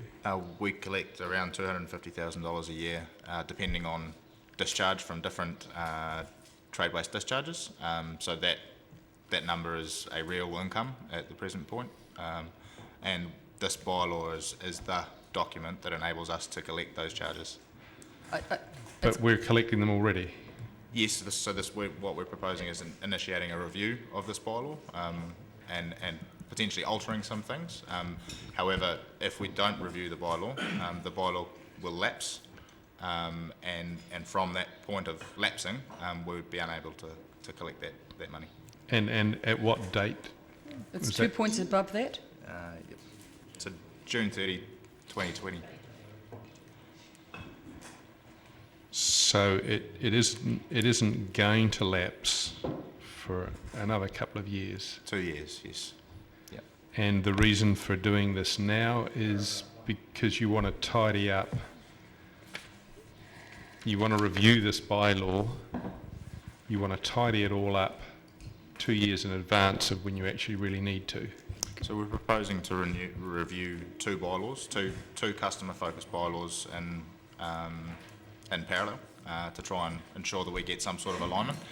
But we're also, these processes can take a significant amount of time, and we would like to be in a position where we have no risk of not having a new bylaw in place by that 2020 date. Okay. In what you anticipate or preempt as part of this review, you anticipate that if we do it, we'll be able to still collect the $250,000 that we're collecting currently. Do you anticipate any other changes in what we can collect or what we may be able to reduce in terms of costs, for instance, not meeting emissions or outfall requirements? I guess that's what the bylaw review is about opening up some of those things and asking those questions, and we intend to do that with the community. So asking, going through a special consultative procedure and asking the community what they think about a number of those issues, and then developing a bylaw and bringing it back to council with a view to adopting something that is, I guess, that has had some input from the community but still ticks those key boxes in terms of a utility operator. And have you already had discussions with the regional council about achieving what they would like us to achieve in terms of discharges? Are they basically on track with us doing this review? Is it something that they would welcome as well? I'm sure they would. We haven't... You haven't spoken with them yet? Yeah. Conversations with them, no. But we still have our consent for Tahuna, which doesn't lapse until 2032, I think. The bottom lines are already set. Karen, through the consent. can you use your microphone? Sorry. Thank you. Sorry. So I guess the crux of it is that I'm sure the ORC will welcome this. What we'd like to do is try and ensure that trade waste discharges are managed in a way that ensure that we are always compliant with our treatment plant discharges, and at this stage we haven't seen a massive outlay of problems, but that's not to say that they won't come in the future, and having a bylaw that's fit for purpose to manage those things will certainly be beneficial. And in this review, is it your intention to basically do the review in conjunction with the ORC, or to show them the review once it's been done? Certainly work with the ORC early to ensure that we understand their thinking and where they'd like us to head. Thank you very much. Can I just ask a question for clarification? I sat on the last bylaw review. My understanding is that, and I just want to check that I'm right, is that the infrastructure for trade waste is part of the capital that's tied up in the system, and that it's the X amount of dollars that has to be covered by the trade waste producers. Even if they reduce that their own trade waste, their costs actually go up because you have to make X amount of dollars for that contribution. It's something quite peculiar like that? The current model, the one we're proposing to review, is structured such that there is a fixed or a earmarked cost within our both operating and capital costs that is apportioned across trade waste discharges, and those discharges are measured, so the costs are apportioned based on that calculation. If people did substantially reduce their trade waste charges, then that would be offset with other or within the same calculation, and it is likely that those charges would go up. And with Cadbury's, who used to be a substantial producer of waste, I don't know if they are in recent times, no longer being a user, then that could potentially skew quite substantially the costs of some trade waste. So we haven't done too much sensitivity analysis on that, but yeah, there's a high likelihood. We have also seen an increase in other discharges, so that has been offset. Okay, thank you. Councillor Hall? How do you actually monitor the volume of trade waste going out into your system? I believe some of the bigger producers might have meters on their discharges, and for some of the smaller producers, we use their water calculation based on their water meter usage, or water usage through the meter. So you would only charge a percentage of the water going in for the trade waste and the rest domestic? Yeah. And then for more dirty discharges, we do regular inspections and testing to understand what it is they're discharging. Okay, thank you. Any other questions? If there are none, oh sorry, Councillor Benson-Pope. Just one in respect of the timing that you talk about, and it's been traversed a bit in paragraph 1. The original bylaw was adopted in June 2008. After 10 years of not reviewed, it lapses. So if the review didn't start, it would lapse in the middle of this year. But if you start a review, then the timescale slides, does it? Yes. Okay, that's fine. Thank you. Thank you. No other questions. Anyone wish to move? Thank you, Councillor Gary. Councillor Hall? That is the recommendation that you're moving? Yes. All in favour, please say aye. Aye. Against? Carried. Thank you. We'll now questions on the water bylaw, which you traversed originally. Any other questions on the water bylaw? If there aren't, does anyone wish to move it? Thank you, Councillor Gary and Councillor Benson-Pope. That is the recommendation, I presume. All in favour, please say aye. Aye. Against? Carried. Thank you. Water contamination event report. Oh, Karen, you're leaving him to himself. Tom, would you like to introduce this report? So this report is an early analysis of the drinking water contamination event that occurred within the city in August. There is quite a bit of detail within that report. We've tried to get into that as much as possible and air that. We know that there's a high level of public interest, and we're developing an action plan which I'll bring back in a quarterly report in the future and outline how far we've got through that work, and where the bigger items of work might sit on the work plan. But from there, I'm happy to take any questions. Thank you. Councillor Wiley. Thank you, Madam Chair. Tom, thank you for the report. It's pretty thorough. One of the questions I have is on page 66, second to last paragraph. Well, actually, the vent overview, the third and fourth paragraph. So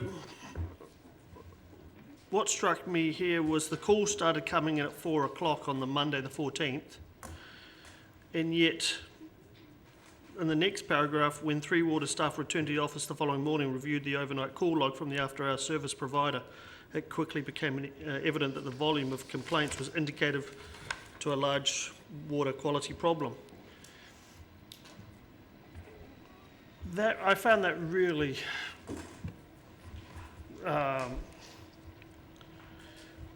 frustrating, disappointing that there was such a, once the staff had clocked off, all these calls were coming in, and it wasn't until the next morning. And what I want to know is, has anything changed? Yes. So with this particular event, there was a series of, and look, I can't remember the numbers off the top of my head, but 1 or 2 calls on Friday afternoon. Contractor was dispatched. Now, when we get calls around Monday, when they get dispatched, our contractors go out and follow a process. So, especially with dirty water complaints, they flush the pipelines for a period of time using hydrants. So we're talking about dragging a significant amount of water out of the network. When they do that, they check for the clarity of water over time. So in this case, they open the hydrant. The water that was emerging was discoloured, and over time it cleared. So those calls happen in the order of 5 to 10 times a week, all over the city. So and specifically in this area from time to time, it's caused by. Those issues are caused by discharges or by water moving in cast iron pipes, rusted cast iron pipes. In this case, they followed through that procedure as they normally would. The water ran clear at that time, and they reported back to the office saying, look, we've dealt with those 2, they're all okay. There were another couple of calls that evening, and the contractor was dispatched again. However, the volume wasn't enormous until there was an influx of calls in the morning too that sort of alerted staff to it being off. It certainly wasn't a matter of staff clocking off or of an issue not being escalated sooner. However, as identified in the report, there's a couple of things that we could have done to highlight the issue earlier. So, for instance, greater knowledge of what was going on at the reservoir for staff that manage our treated water network, which is certainly something that's occurring already, and greater information sharing. And then the other piece of work, so we're working with Council's recently moved through a process and has a new after-hours customer services, working through a process to make sure that that work is transferred, certain types of work are transferred more quickly to the contractor, and the contractor is then responsible for alerting council staff of any trends or issues with those sorts of complaints. So things have changed, but at the same time, this certainly was unusual as well. So you're alluding to the Palmerston North, the arrangement with the Palmerston North City Council now? Yeah, correct. Call centre, okay. So are you saying that there were a handful of calls before midnight, and the greater influx of calls came in the morning? Yeah, I'm not 100% sure on the numbers, but yes. Okay, thank you. Yeah, thank you, Madam Chair. My question's around the contract for the lab testing. Was it known when that contract was let that there's no local capacity to do that testing or to get anything on less than a 24-hour turnaround? Yes, it was, and it was a risk that was cognizantly taken. There was significant benefit in moving to a provider that was not locally based, and that meant them coming to town and setting up facilities.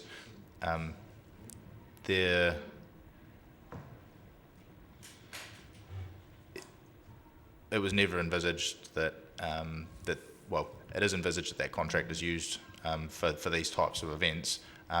However, we had never been in this situation before, and the need for instant turnaround for drinking water quality events it can come in summer when you get algal blooms and that sort of thing with reservoirs, but it's unlikely during the winter, and it was just a very, very unfortunate set of events. Even under the contract now, we'd still expect close to a 24-hour turnaround for more accurate total coliform and E. coli testing. The testing that we can get on a more rapid turnaround is far less accurate and doesn't meet the drinking water standards. So if this event were to happen again, we would be in a much better position. There'd be no flight times or anything like that. However, we would still be in a position where we're waiting for information after tests occurred. Okay. Forgive me, I don't come from a science background, so this could be a dumb question, but in terms of another source of delay was the interpretation of the results. Is it not? Is that not something that would possibly be routinely provided by the laboratory doing the testing?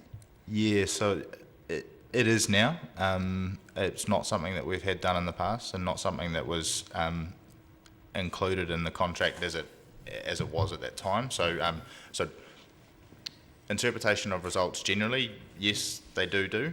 However, interpretation of results under the drinking water standards, which is another step in terms of detail that they weren't carrying out. They did provide that service at our request after a short period of time, and we are also upskilling staff, certain staff within Dunedin City to ensure that we're able to manage that type of information coming in more readily next time. So that step won't be an obstacle in the unlikely event that such a thing would happen again? It should be far smoother. Cool. And speaking of expedition, I'm interested in the sense of urgency, and I'm quoting from the footnote on the bottom of page 5 of the report, page 68 of the agenda, an email from Opus to the engineering project manager. Window of opportunity is closing quickly. I'd need a quick decision on this. This is now urgent in capitals if we are to take the opportunity to maximise time. What was driving the sense of urgency? The Ross Creek project at that time, we were discovering a number of sources of delay. So as construction works were proceeding, we're digging into an 1867 earth dam structure. We'd had 2 delays related to archaeological finds, and we'd also found that the 1867 as-built plans were inaccurate.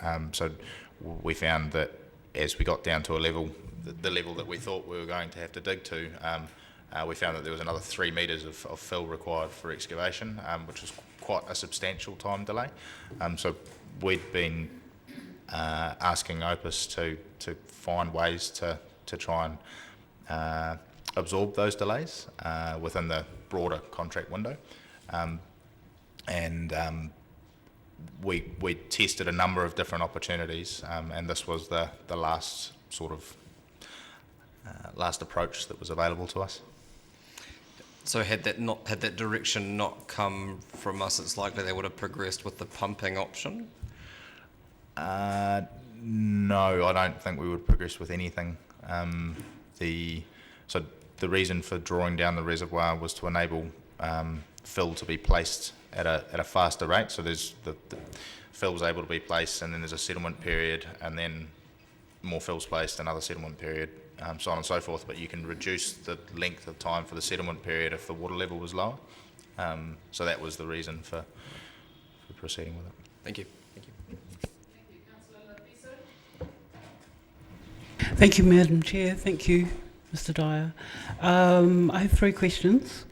The first one sort of follows on from Councillor Hawkins' questions about testing.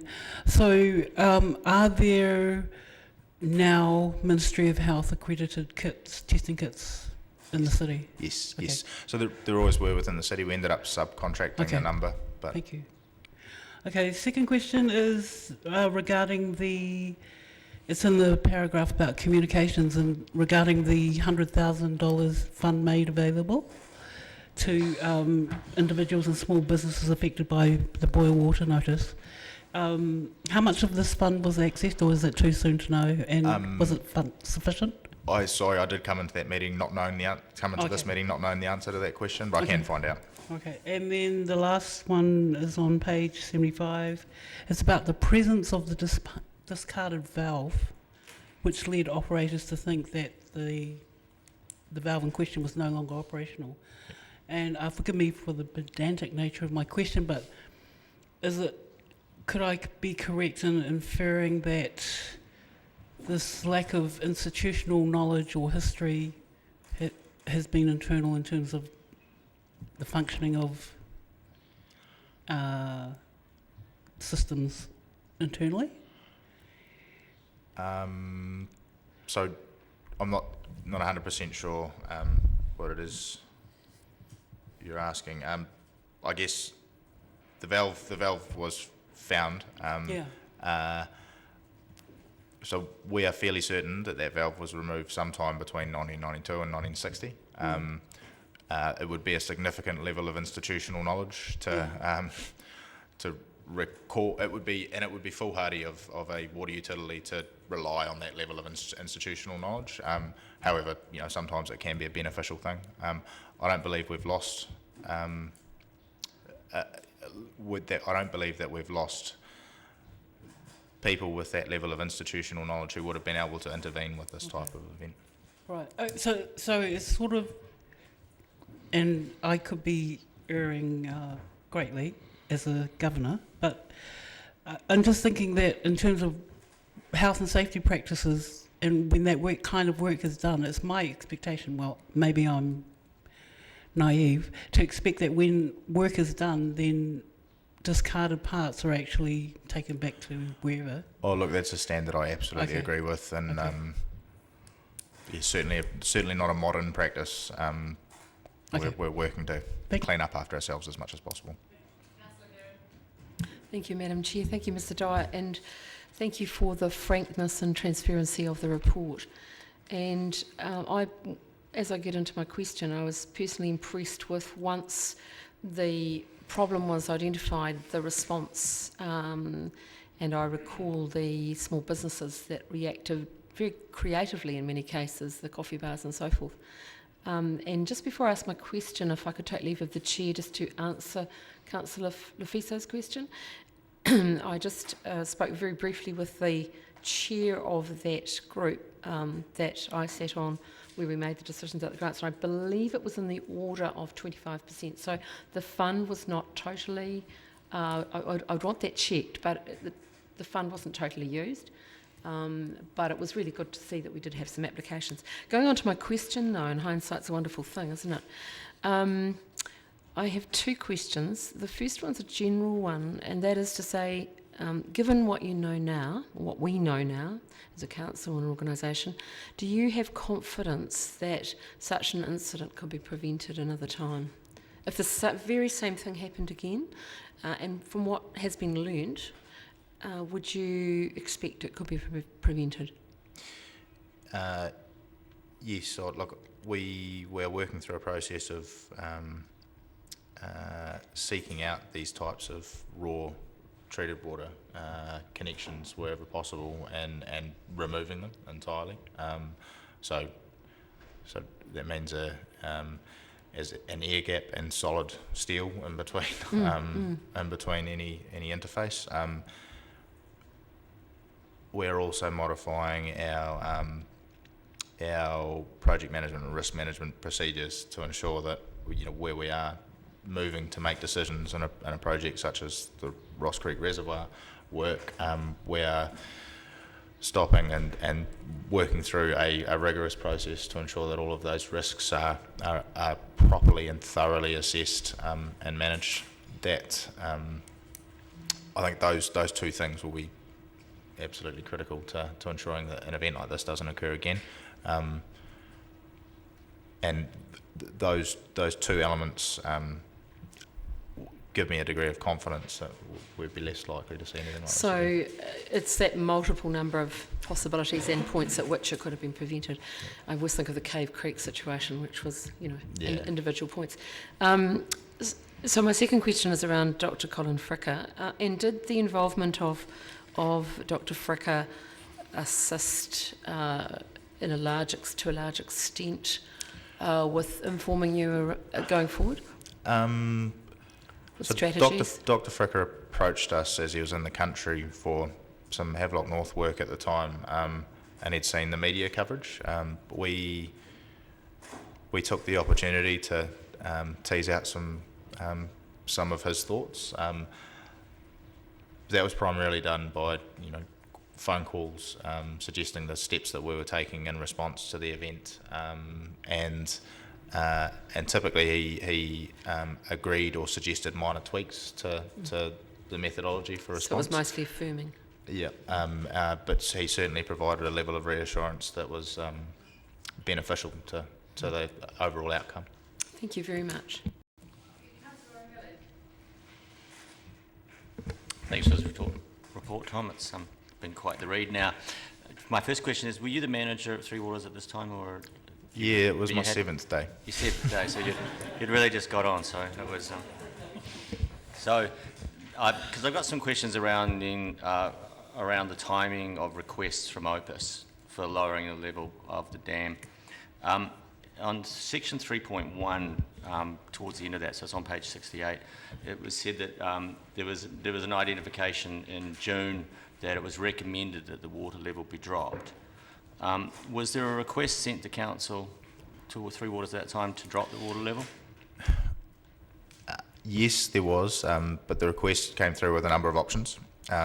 So at that point, we went back to Opus and asking around the effectiveness of those options and how that would play out. So I think there's some commentary in the report around pumping and other methods of dewatering.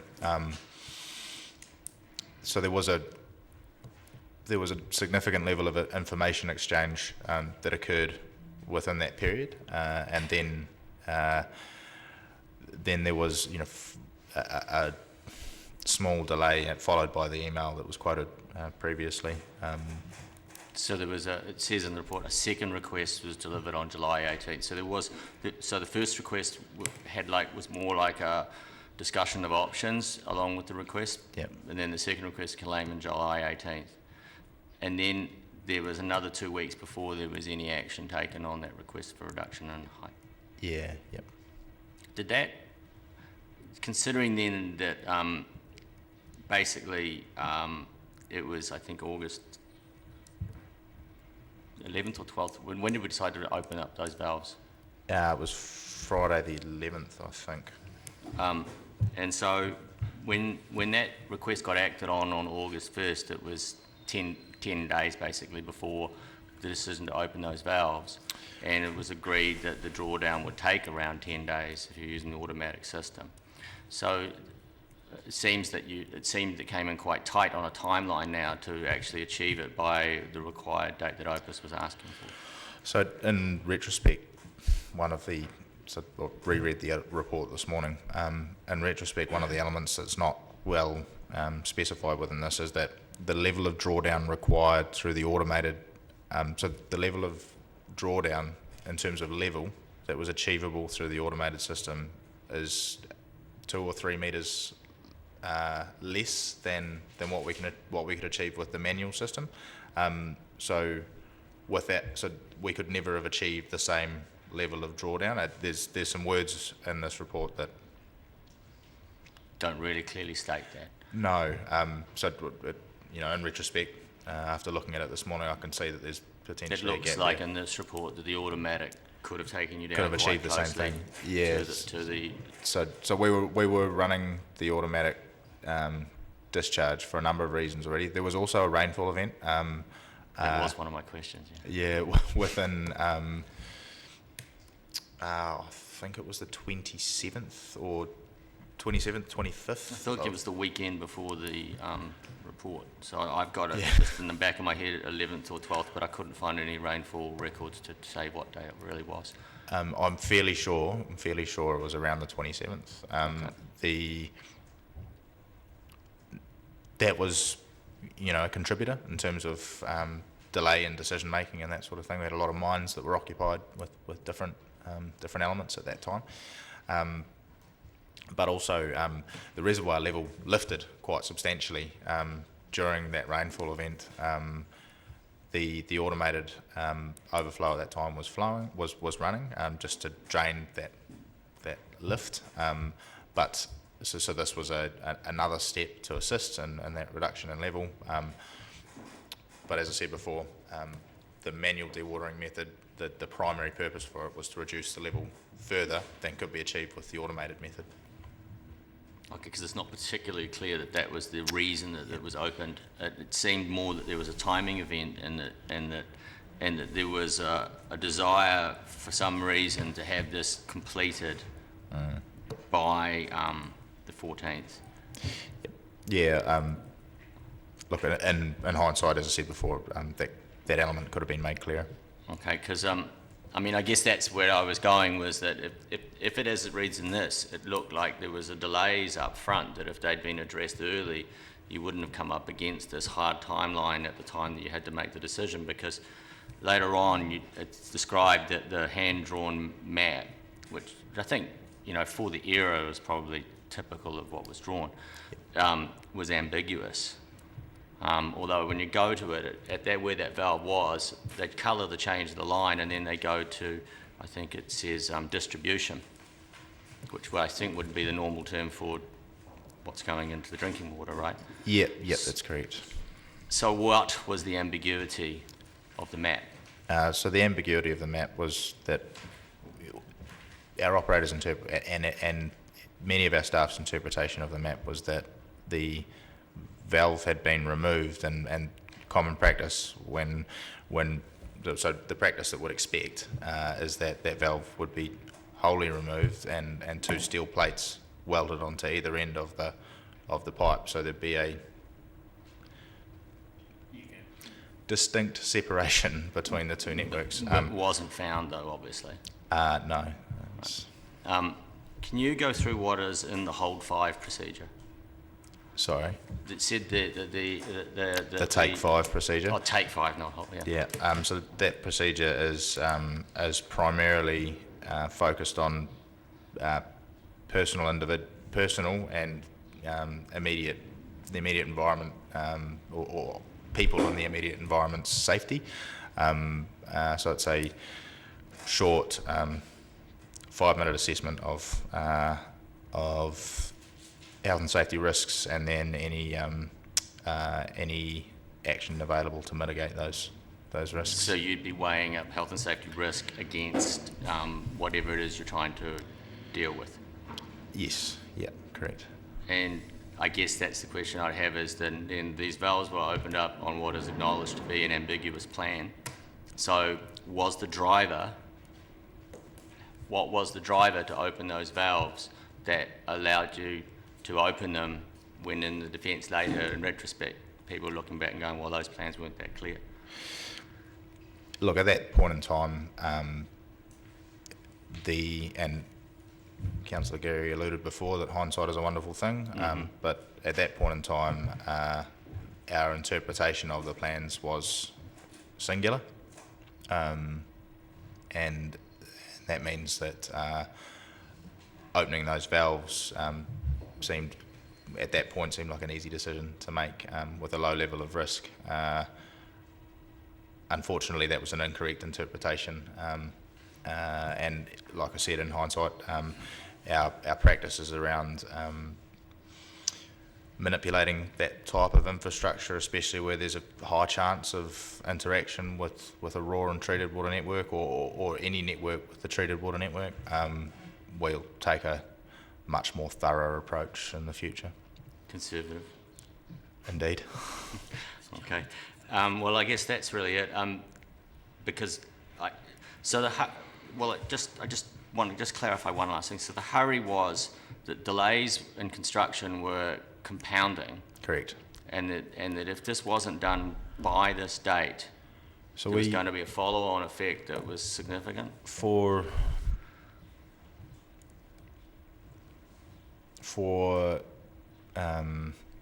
I guess to outline it, and this is dredging my memory a little bit, but we had about 50% of, we'd worked through about 40 working days of the contract to date, and we'd had 20 working days of extension of time requested, and that trend was not looking like changing for a period of time until we'd reached the full extent of excavation in the dam.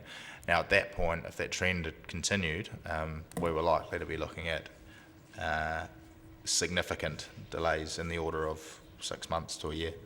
Okay. One question about the EAP. When the discharge pipe was plugged and the EAP was then not updated, who was responsible for doing that update? So that would be a joint responsibility between Opus and Dunedin City. And the EAP was signed off at around about the same time, but I presume that was a document that was coming forward to being signed. Correct, yeah. Okay. So what have we got in place now to make sure that when something that significantly affects an EAP occurs, and we could have had another event where we really needed to get that water out quick and nothing happened. Yeah, so like I mentioned before, a significant change in process and the level of energy and resource we'll be putting into reviewing EAPs throughout a project or ensuring that we're an EAP or any other procedural document that's critical to safe management of that infrastructure is required, that we put a lot of energy and time and thought into making sure that that work is carried out with absolute confidence. So in hindsight, we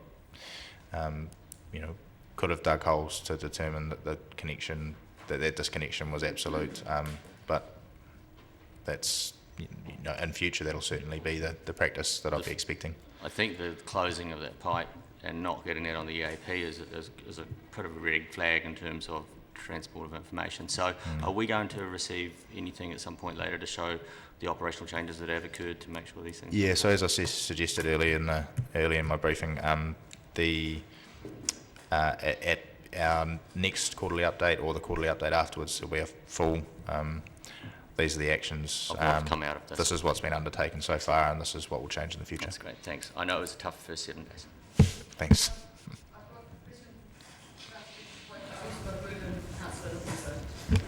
Yeah, I'll be brief. Thank you for your report, Mr. Dyer. When you were talking about the testing issue, you referred to the New Zealand water quality standards, and Dr. Fricker has been subsequently referenced. I recall that when he was talking to us about the wider issue in Mosgiel, he described the current standards as woefully inadequate or some such.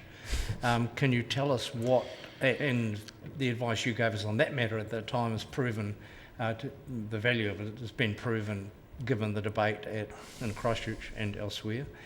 What has been done post-Havelock for our information in respect of any change to the current water quality standards across the country? So far we've moved to upskill a number of key analytical staff, to upskill them in terms of analysing the test results that we receive, not only against the drinking water standards, but against a more risk-averse standard in terms of drinking water quality. Mm-hmm. We're also moving through a process we're cognizant that that national change is occurring, so we're trying to leverage off of that as much as possible and work with other peers. We're also using Dr. Fricker's time from time to time to analyse operational risks or elements that look like the drinking water standards could have could take a more risk-averse approach or perhaps have holes in them. So we're certainly a lot more critical of those things. In the past, we had a set of standards and we tried to deliver, cost-effective infrastructure within that set of standards. Now we take very much a direct, critical approach when working in that space. Thank you. And so the ministry is actually investigating the appropriateness of the standards, of the current standards? I don't believe that's been announced yet. But it would be a fair assumption that post Havelock North, and given the recommendations of those reports, that's likely or essential that happens? We'll have to wait and see. Okay, thank you. I've got one question. It's in hindsight, and having taken the understandings that we've got now with this incident and the other ones that have been around the country, was it an appropriate, would you be considering recommending to council, as was recommended earlier, that we sold off the Rocklands water scheme because we couldn't meet the national water standards, or should we have been looking at an alternative system to ensure that the drinking water for those people was safe? Look, I don't think I could answer that right at the present point. It's right on the edge of my my knowledge at this stage. I'd have to have a look at the decision that was made there and the reasons for it. Well, yeah, I think, and I understand that. I don't want to take you somewhere you don't want, but I suppose it's fine that we're looking at existing water systems that Dunedin has, but we've got a large number of ratepayers who don't have access to clean water or safe water by the drinking standards. So in general, we have started working with the ORC more actively on that front. There is a long way to go, and a lot more work that could occur. But at this stage, it's something we're doing with a degree of goodwill and just trying to understand what that space looks like and what might be the tools that council has to manage it. Okay. Or it may just be information and education about systems that may make the systems better. Absolutely is an option. Yeah, thank you. I've got a mover and a seconder in Councillor Fiso and Councillor Hall. Any further, sorry, apologies. Okay. I've read a lot of reports since I first became a councillor in 2004, and I want to congratulate you on the comprehensiveness of this event report. A long time ago, about the time of my divorce, I had a shrink who said, and I've always remembered this, he said, clearly identifying an issue is halfway to solving the issue.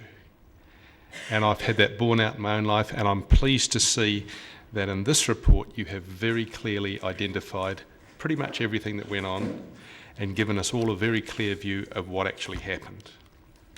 I'd like to just draw people's attention to page 77, where under conclusions you list basically the 6 elements that caused the issue.